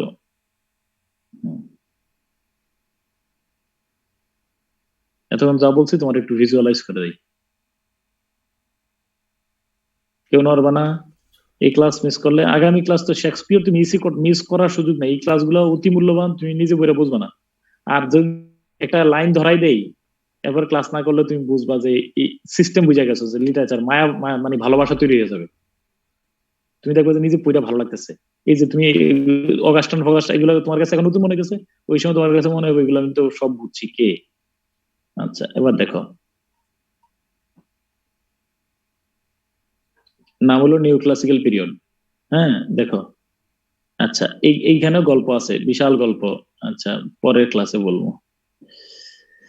আচ্ছা এই যুগকে আচ্ছা দেখো, the writers of this age imitated অনুসরণ করেছিলেন the ancient Greek and Roman literary tradition, but they lack the originality of those writers of that period. হ্যাঁ, ক্লাসিক শব্দের অর্থ ধ্রুপদী চিরন্তন, তবে ক্লাসিক লিটারেচার বলতে প্রাচীন গ্রিক রোমান সাহিত্যকে বোঝায়। নিউ ক্লাসিক্যাল পিরিয়ডের সাহিত্যিকরা ক্লাসিক্যাল পিরিয়ডের সাহিত্যিকদের অনুসরণ করেছিলেন। ইয়েস অর নো বলে দাও, বুঝছো কিনা? ওকে, হ্যাঁ। সেকেন্ড আসো, এই যুগের নাম হলো রেস্টোরেশন পিরিয়ড। দেখো, রেস্টোরেশন মানে হলো রেস্টোরেশন অফ মনার্কি। দীর্ঘ 11 বছর পর রাজতন্ত্রের পুনরুদ্ধার। 1649 সালে রাজা চার্লসকে হত্যার ফলে ইংল্যান্ডের রাজতন্ত্র বিলুপ্ত হয়েছিল। 1660 সালে কমনওয়েলথ পিরিয়ডের রিচার্ড ক্রমওয়েলের পতনের পর, বুঝছো? কমনওয়েলথ পিরিয়ডের মনে আছে কিনা, ওই যে বাবা ছেলে অলিভার ক্রমওয়েল আর রিচার্ড ক্রমওয়েল ছিল, ওনারে ওই উৎখাত করে কইরা পতনের পরে ইংল্যান্ডের লোকেরা ক্যারোলিন পিরিয়ডের রাজা চার্লস দ্য ফার্স্ট, যাকে শিরশ্ছেদ করা হয়েছিল, ওনার ছেলে চার্লস দ্য সেকেন্ড, যিনি ফ্রান্সে পালিয়ে আত্মরক্ষা করেছিলেন, তাকে ইংল্যান্ডের ক্ষমতায় এনে বসান। এটা বুঝছো কিনা? এই যে উনি, এই যে রিসাইকেল বিনে ছিল উনি। Have you got the point? এই যে রিসাইকেল বিন থেকে নিয়ে আসছি এই। আচ্ছা, এবার একটা উনার এবার বলো, এবার একটা গল্প শোনো, একটু মজার গল্প শুনে নেই। উনি এসে এটা হলো এই কার মাথা, দেখো এই মাথাটা হলো অলিভার ক্রমওয়েলের মাথা। অলিভার ক্রমওয়েলের মাথা। একটু দেখো ঘটনাটা কি, আমি হেড অন এ স্পাইক। একটু আমার দিকে তাকাও। আচ্ছা মনোযোগ দিয়ে শোনো, খুব ঠান্ডা মাথায় শোনো। এলিজাবেথ মারা গেছেন, রাজা জেমস আসছে জ্যাকোবিয়ান, রাজা চার্লস আসছে ক্যারোলিন। রাজা চার্লসের ছেলে চার্লসকে শিরশ্ছেদ করার সময় তার পুত্র কোথায়? ফ্রান্সে পালায় আত্মরক্ষা করছেন। কারা শিরশ্ছেদ করছে? পার্লামেন্ট পন্থীরা। বলো কারা? পার্লামেন্ট পন্থীরা। নিশ্চয়ই তুমি ভালো করে ধরছো। পার্লামেন্ট পন্থীরা রাজা হত্যা করছিল। পার্লামেন্ট পন্থীদের নেতা কে ছিল? অলিভার ক্রমওয়েল আর রিচার্ড ক্রমওয়েল। অলিভার ক্রমওয়েল 1798 সাল পর্যন্ত ক্ষমতায় ছিলেন। এরপর 2 বছর রিচার্ড ক্রমওয়েল ক্ষমতায় ছিল। ইংল্যান্ডের লোকেরা এই অকর্মণ্য রিচার্ড ক্রমওয়েলকে ক্ষমতা থেকে উৎখাত করে তারা ওই রাজাকে ফ্রান্স থেকে নিয়ে এসে বসায়। এই পর্যন্ত ক্লিয়ার কিনা বলো? All clear? ক্লিয়ার? আচ্ছা, এবার শোনো, এই এই এই এই যে রিসাইকেল বিন থেকে যে যারা উঠে আনছো, ও আইসা বলতেছে আমার বাবা কই? বললো যে ভাই হুজুর ভুলে গেছেন, আপনার বাবার নামে ফেলছিল ওই যে অলিভার ক্রমওয়েল লোকেরা। বললো যে অলিভার ক্রমওয়েল কই? বললো যে সে তো কয়েক বছর আগে মারা গেছে, 2 বছর আগে, 1658 সালে। বললো তার কি বিচার হয়েছে? না, বিচার হয় নাই। বিচার না হইলে তো তার বিচার বাকি আছে। তো বলছে যে তাকে তার লাশ কবর থেকে উঠাও। কবর থেকে উঠাইছে, ফাঁসিতে ঝুলাও, ঝুলাইছে, মাথা কাটাও, মাথা কাটছে, 20 ফুট লম্বা এক বর্ষার মধ্যে মাথা আটকায় ঝুলাই রাখছে। এটার নাম হলো হেড অন স্পাইক। বর্ষার আগায় মস্তক। এটা দিয়ে বোঝানো হয়েছে, হেড অন স্পাইক দিয়ে বোঝানো হয়, এই রশিদ, ফারুক, ডালিম, তোমরা যে লাফাইতেছো বঙ্গবন্ধুরে হত্যা কইরা, এখন যে বড় বড় করে কথা বলতেছো, টেনশন নিও না, আবার আওয়ামী লীগ সরকার আসবে কিছুদিন পরে, তোমরা ফাঁসিতে ঝুলাইবো। বুঝছো কিনা বিষয়টা? এবার এই যে গল্পগুলা আমি সুন্দর করে লেখা রাখছি, দেখো তুমি, দেখো হেড অন স্পাইক, ঠিক আছে? এই দেখো, তুমি এখন পইরা ঠিকই বুঝবা। দেখো ইতিহাসটা জানা। এই দেখো, 17 শতকের মাঝামাঝি ইংল্যান্ডের রাজা চার্লসের বিরুদ্ধে বিদ্রোহ করে অলিভার ক্রমওয়েল সিংহাসনে ক্ষমতায় আরোহণ করেন। ক্লিয়ার না? ওই যে রাজতন্ত্রের বিরুদ্ধে ক্ষমতায় করে তিনি অলিভার ক্রমওয়েল ক্ষমতায় আসছেন। যেহেতু তিনি রাজার বিরুদ্ধে বিদ্রোহ করেছেন, সেহেতু তিনি রাজা না হয়ে হয়েছেন লর্ড প্রোটেক্টর, মানে প্রাইম মিনিস্টার টাইপের হয়েছেন। 8 বছর দেশ শাসনের পর 1658 সালে মারা গেলে ক্রমওয়েলের জায়গায় ক্ষমতায় বসেন তার ছেলে রিচার্ড ক্রমওয়েল। বছর না ঘুরতেই দেশে ফের বিদ্রোহ। রিচার্ডের জায়গায় আবার ক্ষমতায় এলেন নিহত চার্লসের দেশান্তরী পুত্র দ্বিতীয় চার্লস। বলো কোথায় তিনি দেশান্তরী হয়েছিলেন? কোথায় তাকে পাঠানো হয়েছিল? কোথা থেকে আনছিলেন ওটা? হ্যাঁ, তিনি এসে নির্দেশ দিলেন ক্রমওয়েলের লাশ কবর থেকে খুঁড়ো। যে কথা সেই কাজ, শুধু মাটি থেকে খুঁড়ে বের করা হলো না, ক্রমওয়েলের মাথা কেটে তা গেঁথে রাখা হলো 20 ফুট লম্বা এক বর্ষায় স্পাইক। সেই থেকে হেড অন স্পাইক মানে বর্ষার আগায় মস্তক ইংরেজিটা চালু হয়েছিল। ওকে, আশা করি তোমরা বুঝাইতে পারছো ইনশাল্লাহ।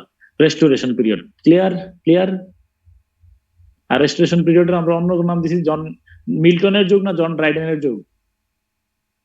জন ড্রাইডেন। এই দেখো, তাহলে জন মিল্টনের কেন বলো না? এটা ক্লাসে বিস্তারিত বুঝাই বলবো। গণতন্ত্রে বিশ্বাসী মিল্টনের, এই মিউট করে ফেলো, গণতন্ত্রে বিশ্বাসী। দেখো মিল্টনের কিছু লেখা রাজদ্রোহ হিসাবে বিবেচনা করে রাজা দ্বিতীয় চার্লস তাকে কিছুদিন বন্দী করে রাখেন। এই সময় তিনি পুরোপুরি অন্ধ হয়ে যান। কথা বুঝছো কিনা? ঘটনাটা কি করছে?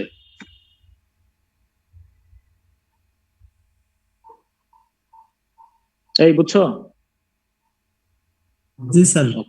ওকে, এবার আসো, নাম কি? অগাস্টাস। 2 নম্বর যুগের নাম অগাস্টাস পিরিয়ড। অগাস্টাস পিরিয়ড কেন? মূলত অগাস্টাস নামে ইংল্যান্ডে কোন রাজা ছিল না। এই যুগের লেখকগণ প্রাচীন খ্রিস্টপূর্ব ইতালীয় সম্রাট অগাস্টাসের আমলে সাহিত্যিকদের অনুসরণ করেছিলেন, তাই এই যুগের নাম অগাস্টান পিরিয়ড। কথা কি আমি বুঝাইতে পারছি?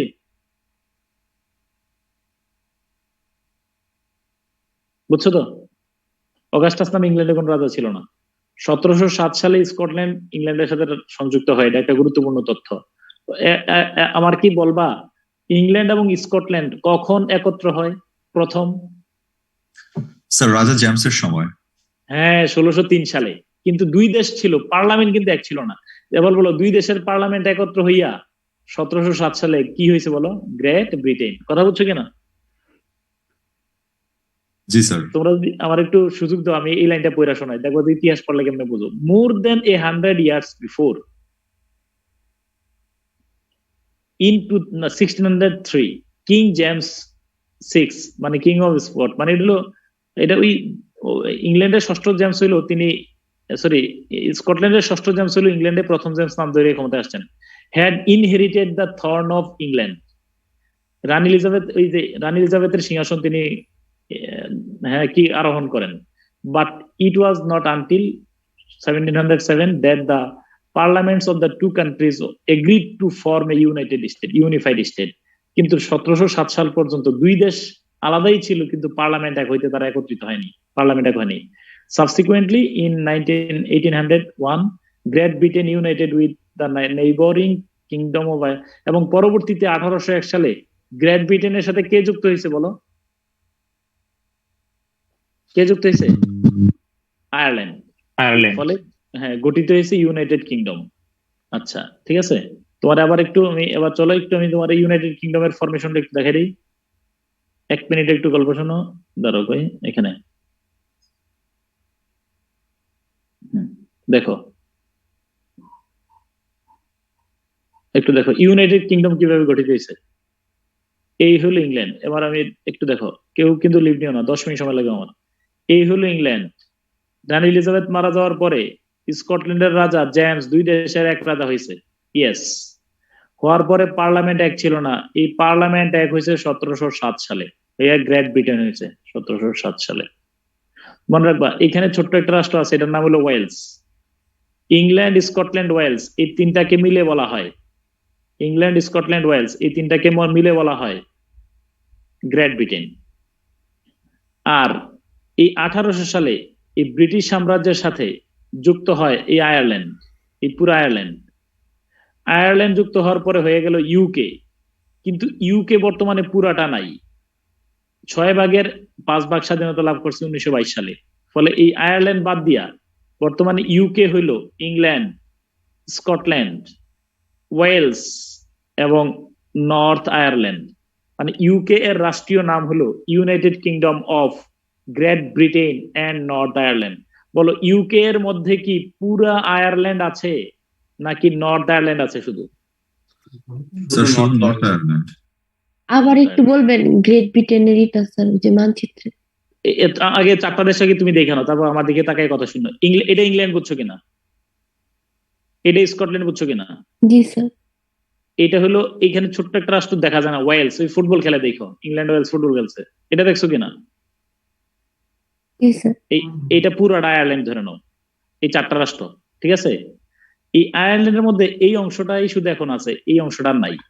এবার এই 4টা অংশ যদি তুমি দেখো, এবার আমার দিকে তাকাও। 1603 সালে রানী মারা গেছে। ইংল্যান্ডে তার কোনো উত্তরাধিকার খুঁজে পাওয়া যায় নাই, পাইছি স্কটল্যান্ডে। স্কটল্যান্ডের রাজা জেমস 2 দেশের এক রাজা হয়েছেন, জ্যাকোবিয়ান পিরিয়ড। এরপরে 1707 সাল পর্যন্ত ওই দুই দেশের লেখারা বলছে আমরা পার্লামেন্ট এক করবো না। 1707 সালে আইসা দুই দেশের পার্লামেন্ট এক হয়েছে, হইয়া গ্রেট ব্রিটেন হয়েছে, সাথে ওই ইয়েও ছিল, ওয়েলসও ছিল। তাহলে ইংল্যান্ড, স্কটল্যান্ড, ওয়েলস এই ব্রিটিশ দ্বীপটাকে একসাথে হয়েছে, ওই নাম হয়েছে গ্রেট ব্রিটেন। কথা কি আমি বুঝাইতে পারছি? আচ্ছা, এই ব্রিটিশদের সাথে 1801 সালে যুক্ত হয়েছে কে বলো? আয়ারল্যান্ড। আয়ারল্যান্ড। আয়ারল্যান্ড আয়ারল্যান্ড যুক্ত হওয়ার পরে আবার হয়ে গেছে ইউকে। বলো কি হয়েছে? ইউকে। এই ইউকের মধ্যে কি পুরো এই আয়ারল্যান্ড এখন আছে নাকি একটা অংশ ছুটে গেছে? নর্থ আয়ারল্যান্ড চলে গেছে। হ্যাঁ, শুধু নর্থ আয়ারল্যান্ড আছে, আর পুরো আয়ারল্যান্ড ছুটে গেছে। 6 ভাগের 5 ভাগ স্বাধীনতা লাভ করেছে, যেটা আয়ারল্যান্ডের রাজধানী ডাবলিন, ওইটা স্বাধীন। এখন তাহলে ইউকে এর রাষ্ট্রীয় নাম কি? বলো। United Kingdom of Great Britain and North Ireland. বলো ইউকে এর রাষ্ট্রীয় নাম একজন বলো। Sir, United Kingdom of Great Britain and Northern Ireland. Northern Ireland, মাশাআল্লাহ। হ্যাঁ, ওকে। আচ্ছা, তারপরে এবার আসো। স্যার আয়ারল্যান্ড কেন আসছিল আর মানে আবার চলে কেন? কারণ আয়ারল্যান্ড কেন আসছিল? ওরা দেখতেছে যে ব্রিটিশরা সারা দুনিয়া দখল করে ফেলতেছে। কবে আমাদেরকে দখল করে ফেলে? আমাদেরকে দখল করার চেয়ে আমরা নিজেরা জোট হয়ে যাই। বুঝো না এই বিষয়টা? ব্রিটিশরা দুনিয়া দখল করে ফেলতেছে না?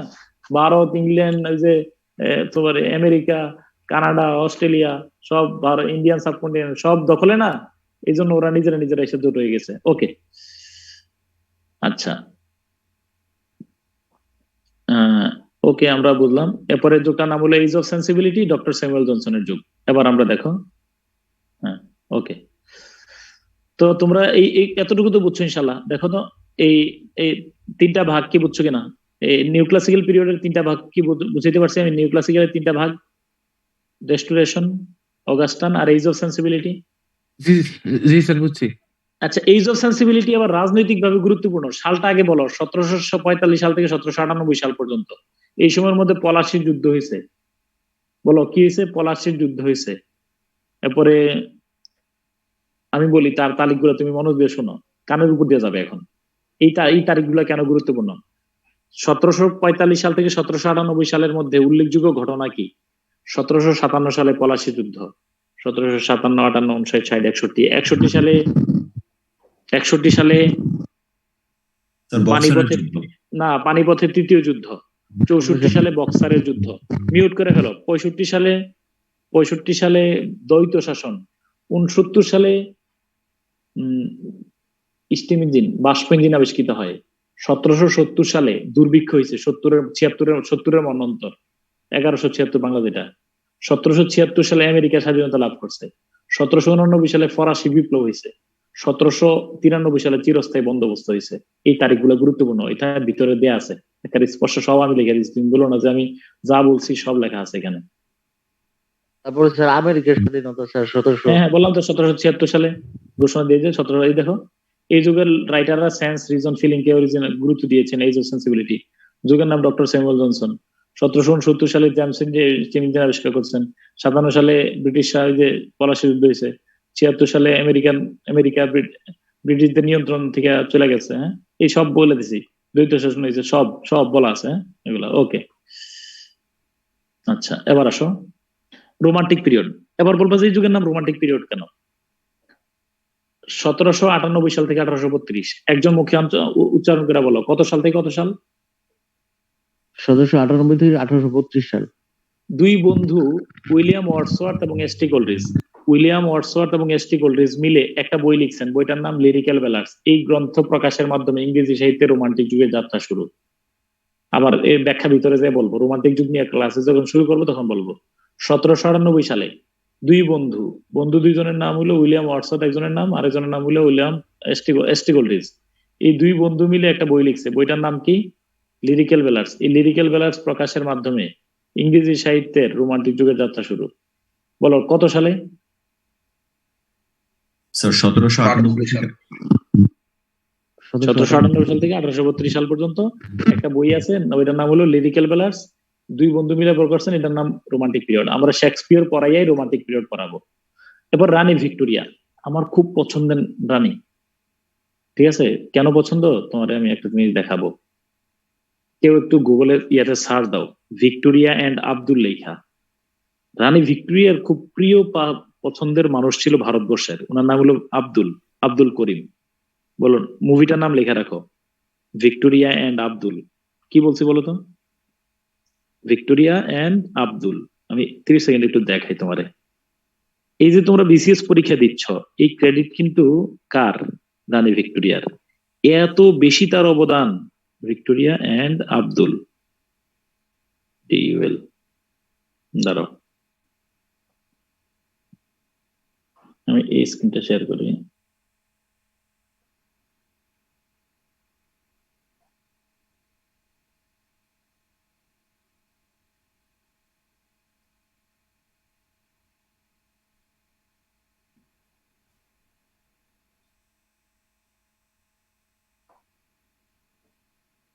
স্যার এটা একটা সিরিয়াল আছে স্যার, ভিক্টোরিয়ান আব্দুল।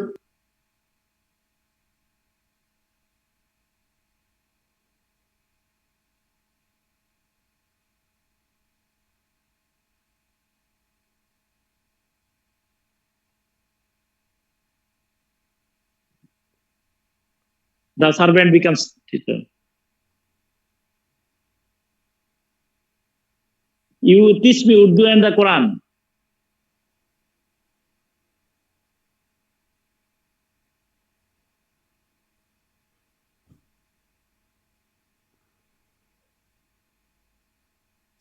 তোমরা কি আমার কথা কিছু শুনছো? এই কিছু কি শুনতে পাইছো, দেখতে পাইছো, শুনতে পাইছো? ভিডিও দেখেছি। আচ্ছা আচ্ছা আচ্ছা, সাউন্ড তাহলে দেখে নিও যে you are not my servant, you teach me Quran and Hindi and Quran. তুমি আমাদের হিন্দি বা উর্দু এন্ড কোরআন, এরকম একটা। রানী ভিক্টোরিয়া ছিলেন ভারতবর্ষের সবচেয়ে, আমি তো রানী ভিক্টোরিয়ার শাসন আমলটাকে বলি 1800 মানে চন্দ্রগুপ্ত মৌর্য থেকে শুরু করে 1971 সাল পর্যন্ত এই ভারতবর্ষকে যারা শাসন করেছেন সবচেয়ে সোনালী সময় রানী ভিক্টোরিয়ার আমল। চ্যালেঞ্জ দিলে তুমি চ্যালেঞ্জ করে উঠতে পারবে না। এই রেল যোগাযোগ ব্যবস্থা থেকে শুরু করে যতগুলা, এই যে আমি কালকে যাবো রাঙামাটি জেলা স্কুল রানী ভিক্টোরিয়ার আমলে, কুমিল্লা জেলা স্কুল রানী ভিক্টোরিয়া, বগুড়া জেলা স্কুল, বরিশাল জেলা school, Dhaka Chittagong collegiate school যত আছে সব রানী ভিক্টোরিয়ার আমলে।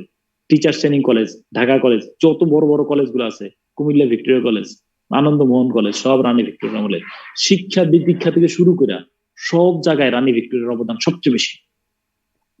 তো রানী ভিক্টোরিয়ার এই জন্য বলা, এবং তিনি মনে রাখবা ফরাসি বিপ্লব, এই যে ফরাসি যুদ্ধ 1757 সাল, আর সিপাহী বিদ্রোহ হয়েছে কত সালে?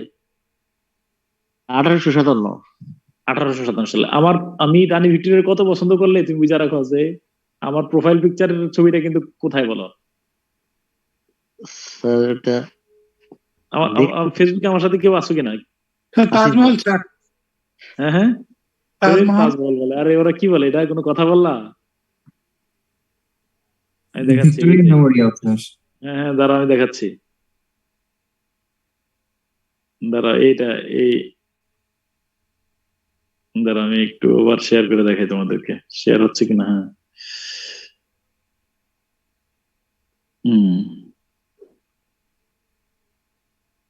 হ্যাঁ এই যে দেখছো, তাজমহল না, এটা হলো অনেকবার দেখছি স্যার। হ্যাঁ হ্যাঁ, এটা তো ভিক্টোরিয়া মেমোরিয়াল, ওনার ছেলে এসে বানাইছিল এটা। মানে এটা ধরো আমি কলকাতা গিয়ে, আমি কলকাতা যাওয়ার অন্যতম টার্গেট ছিল, মানে আমি কত বড় মাপের ফ্যান, বা ধরো আমি এটা নিয়ে রানী ভিক্টোরিয়া আমলটারে কত ভাবে স্টাডি করছি, তুমি বুঝো যে আমার শখের। এবং আরেকটা বিষয় হলো রানী ভিক্টোরিয়ার যে পাশে যেটা, এটা হলো সেন্ট একদম ক্যাথেড্রালটার পেছনে হলো আর কি রানী ভিক্টোরিয়ার ইয়াটা। হ্যাঁ ওকে, তো এই কোথায় ছিল না অ্যাকচুয়ালি। আচ্ছা ওকে, এই হলো রানী ভিক্টোরিয়া। হ্যাঁ ভিক্টোরিয়া। আচ্ছা, তারপরে অসাধারণ, মানে এগুলো। আচ্ছা, তো আমি বললাম যে তুমি যে বিসিএস পরীক্ষা দিচ্ছ না, এটা তো এই রানী ভিক্টোরিয়া বানাইছেন যে পুলিশ 1860 সালে তিনি প্যানাল কোড দিচ্ছেন, 1861 সালে পুলিশ অ্যাক্ট তৈরি করছেন, 1898 সালে তিনি সিআরপিসি, এই যে তুমি কোড অফ ক্রিমিনাল প্রসিডিওর, তুমি যে বিসিএস ক্যাডার হইলে তোমার পদবি হবে assistant commissioner and executive magistrate. এই কথা কোথায় লেখা আছে? রানী ভিক্টোরিয়ার আমলে ওই সিআরপিসি তে লেখা আছে 1798 সালে। এই যে 144 ধারা নাম শুনছো কেউ জীবনে? 144 ধারা জি স্যার শুনছি স্যার। কোথায় লেখা আছে? এটা রানী ভিক্টোরিয়া আমলে ওই যে সিআরপিসি, বলো CrPC, code of criminal procedure.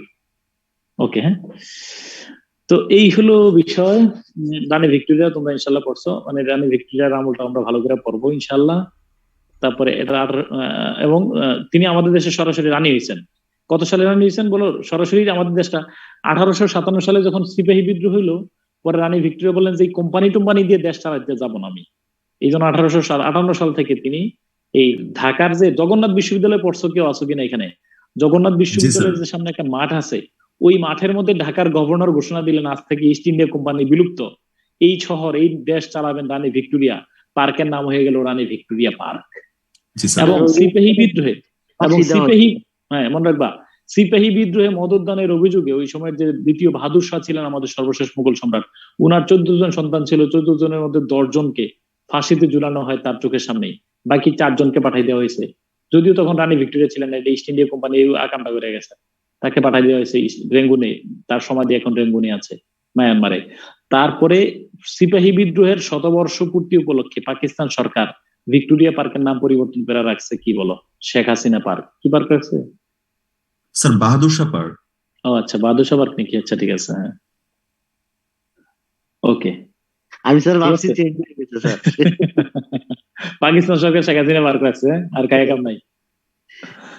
আচ্ছা, এই রানী ভিক্টোরিয়া তোমার জানা রাখলাম আর কি। ভিক্টোরিয়ান পিরিয়ডে কি স্যার চার্লস ডারউইনের স্যার ওই যে বিবর্তনবাদের বলতেছে? আরে শোনো, ভিক্টোরিয়ান পিরিয়ড পড়াইতে গেলে তো এক নম্বর আমার চার্লস ডারউইন নিয়ে আসতে হবে, আরেকজন নিয়ে আসতে হবে কার্ল মার্কস। পুরো আগুন জ্বালাই ফেলছে লোক দেশটার মধ্যে। শোনো, ভিক্টোরিয়ান পিরিয়ডের সমস্যাটা কোথায় আমি তোমারে বলি। ভিক্টোরিয়ান পিরিয়ডে গণতন্ত্র আছে, রাজতন্ত্র আছে, সুন্দরভাবে চলতেছে। কার্ল মার্কস দিয়ে দিল হঠাৎ করে সমাজতন্ত্র, আরে মারামারি। এই চিন্তা জগতে এক বিশাল মানে অ্যাটাক। আবার দেখো, সব মানুষরা আস্তিক, আল্লাহ খোদা নামাজ রোজা করতেছে। চার্লস ডারউইন হঠাৎ করে থিওরি দিয়ে দিছে, থিওরি অফ এভলিউশন। মানুষ আস্তিক আর নাস্তিকের মাঝখান দিয়ে চলে আসছে। দুর্মূল্যমানতা, ধর্মীয় সংঘাত এবং ধর্মীয় যে কি বলো এই মানে মানুষের ভেতরে যে সংশয়বাদ তৈরি হয়েছে, বুঝছো? মজার জিনিস ভিক্টোরিয়ান পিরিয়ড। আর ভিক্টোরিয়ার বড় ছেলের নাম এডওয়ার্ড, বুঝছো? আর এই উনার নাম হলো এডওয়ার্ডিয়ান পিরিয়ড। এই 6ষ্ঠ এডওয়ার্ড ভারতবর্ষের তিনি ক্ষমতায় ছিলেন 1901 সাল থেকে 1910 সাল পর্যন্ত। এটার নাম হলো মডার্ন পিরিয়ড।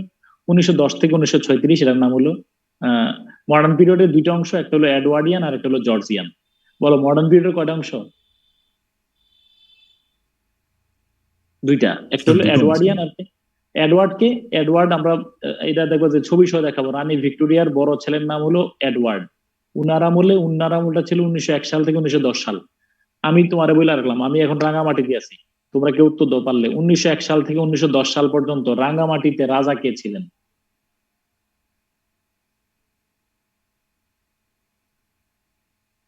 অপশন লাগবে স্যার?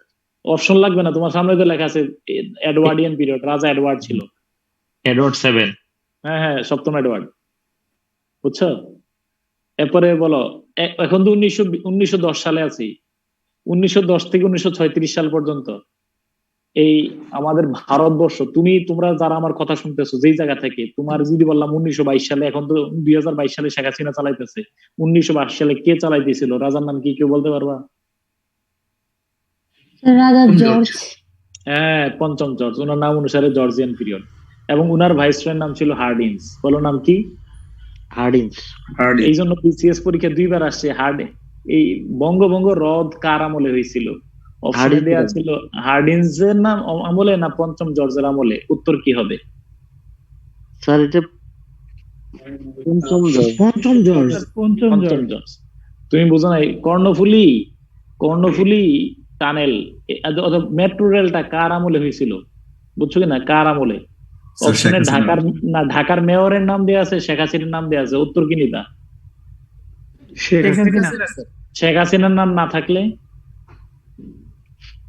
মেয়রের নাম স্যার? সহজ হিসাব।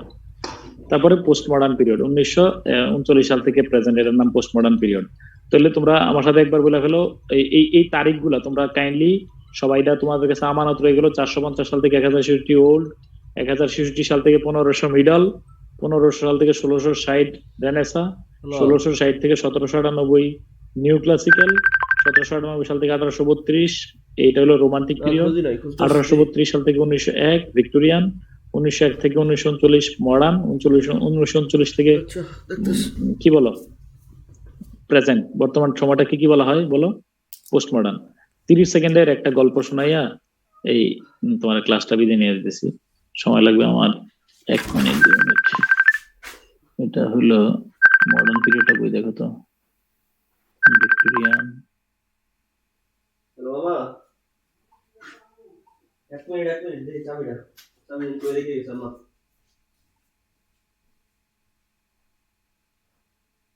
আপডেটেড ধরো 1 মিনিটের বিদায় নেবো।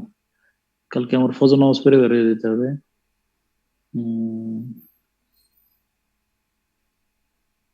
মডার্ন পিরিয়ড কোথায় লেখা আছে দেখো তো, এটা দেখো না।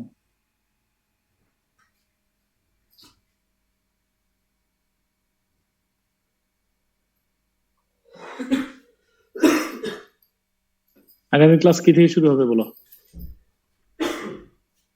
William Shakespeare. উইলিয়াম শেক্সপিয়ার, এটা না 5 এ ধরো। কেউ আঁকাকি করো না।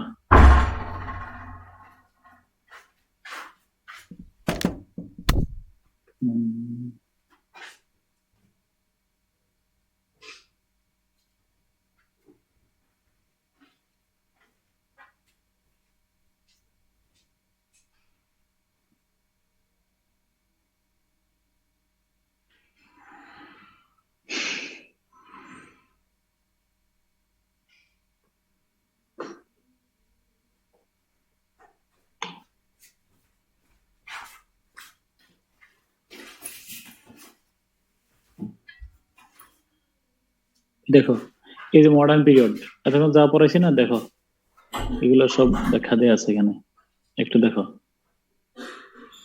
এডওয়ার্ডিয়ান পিরিয়ডের আমল, এডওয়ার্ড হলো এই যে 7ম এডওয়ার্ডের আমল, বুঝছো, রানী ভিক্টোরিয়ার পুত্র, হ্যাঁ, 7ম এডওয়ার্ডের আমল। তারপরে তার আমলে ভাইসরয় ছিলেন কে বলো? Lord Curzon. তারপরে 1910 থেকে 1936, হ্যাঁ, তার আমলে ছিল এই যে, তার আমলে 1911 সালে বঙ্গভঙ্গ রদ হয়, লর্ড হার্ডিন্স। মানে এডওয়ার্ডের আমলে ভাইসরয় ছিলেন লর্ড কার্জন, আর জর্জের আমলে ভাইসরয় ছিলেন লর্ড হার্ডিন্স। এই হলো বিষয়। 1901 থেকে 10, 10 থেকে 36।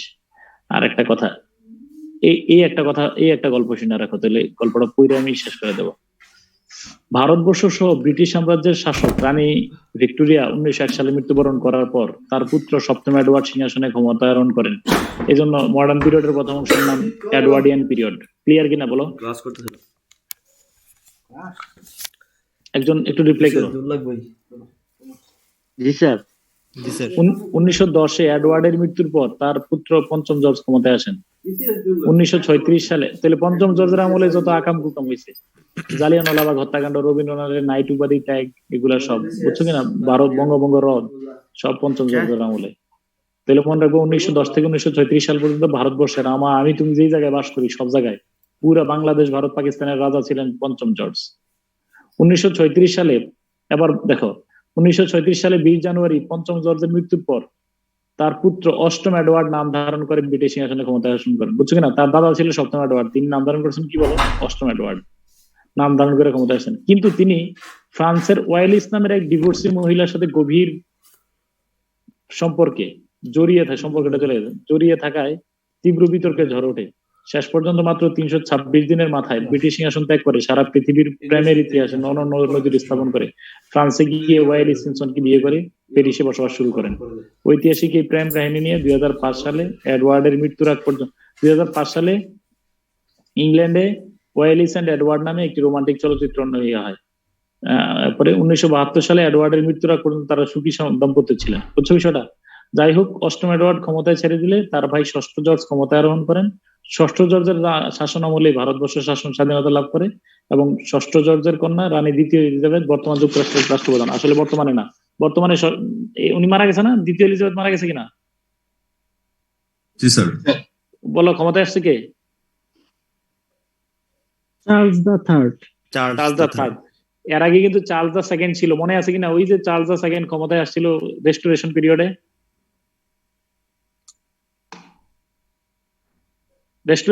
মনে আছে? বাবার হত্যাকারী যে স্যার স্পাইককে। ওকে, তোমাদেরকে আমি এখন লিটারেচারে পুরো বইটাই দিয়ে দেবো, তোমরা একটু একটু অগ্রসর হয়ে থাকো। আগামী ক্লাসটা অবশ্যই ভালো করে শেক্সপিয়ার পড়ে আইসো, এবং আমি রিকোয়েস্ট করব ভালোভাবে যে কাজটা করবা সেটা হলো উইলিয়াম এই যুগের নামগুলো খুব ভালো করে পড়ো, যুগের বৈশিষ্ট্যগুলা প্রত্যেকটা বইয়ের চ্যাপ্টারের শুরুতে দেয়া আছে, যেই যুগের নাম বলছি ওই যুগের সাথে বৈশিষ্ট্যগুলা দেয়া আছে, একটু পড়লে দেখবা যে ধরতে সুবিধা হবে। মোটামুটি টার্মগুলা মানে যুগের নামগুলা মাথায় আসছে কিনা বলো? Old, middle, renaissance, new classical, romantic, Victorian, modern, post modern মাথায় আসছে কিনা প্রাথমিকভাবে? জি স্যার, মুখস্থ হয়ে গেছে। ইনশাল্লাহ তারিখ সহকারে এগুলারে বারবার বুঝাইয়া বলবা কোন যুগের পরে কোনটা আসছে, কেন আসছে, দেখবা যে ক্লিয়ার হবে। তোমরা কারোর সাথে তুমি একজন সঙ্গী রাখো যারে তুমি লিটারেচারটা পড়াইবা আমার ক্লাসের সাথে সাথে, সবচেয়ে বেনিফিটেড হইবা। চুপ থাকলে কোনো লাভ নাই, যত বেশি কথা বলবা তত লাভ হবা ইনশাল্লাহ। হ্যাঁ, আল্লাহ হাফেজ। তাহলে ছিল স্যার একটা, বলো। স্যার অন্যের দোষ ধরা সহজ, এটা translation it is easy to find fault with others. এটাকে ফাইন্ড হবে। হ্যাঁ, ফাইন্ড। স্যার একটা বইয়ে মানে ফল্ট অফ আদার্স দেওয়া আছে, তো আমি বুঝতেছিলাম না যে দুইটা শব্দ একই শব্দ কেন ব্যবহার হলো স্যার। সমস্যা নেই, আরে ট্রান্সলেট করে দিলে হবে, ওইটা ভুল না। It is easy to find faults with others. Faults. জি স্যার, থ্যাংক ইউ স্যার। আসসালামু আলাইকুম স্যার। ইনশাআল্লাহ। আচ্ছা, তাহলে আর কিছু? তাহলে ঠিক আছে, এই পর্যন্তই। হ্যাঁ, ঠিক আছে স্যার। আসসালামু আলাইকুম স্যার। জি স্যার, আসসালামু আলাইকুম স্যার। ইনশাআল্লাহ। ব্যাপার ছিল ওই যে স্যার, ওই যে খ্রিস্টানদের দুই ধর্ম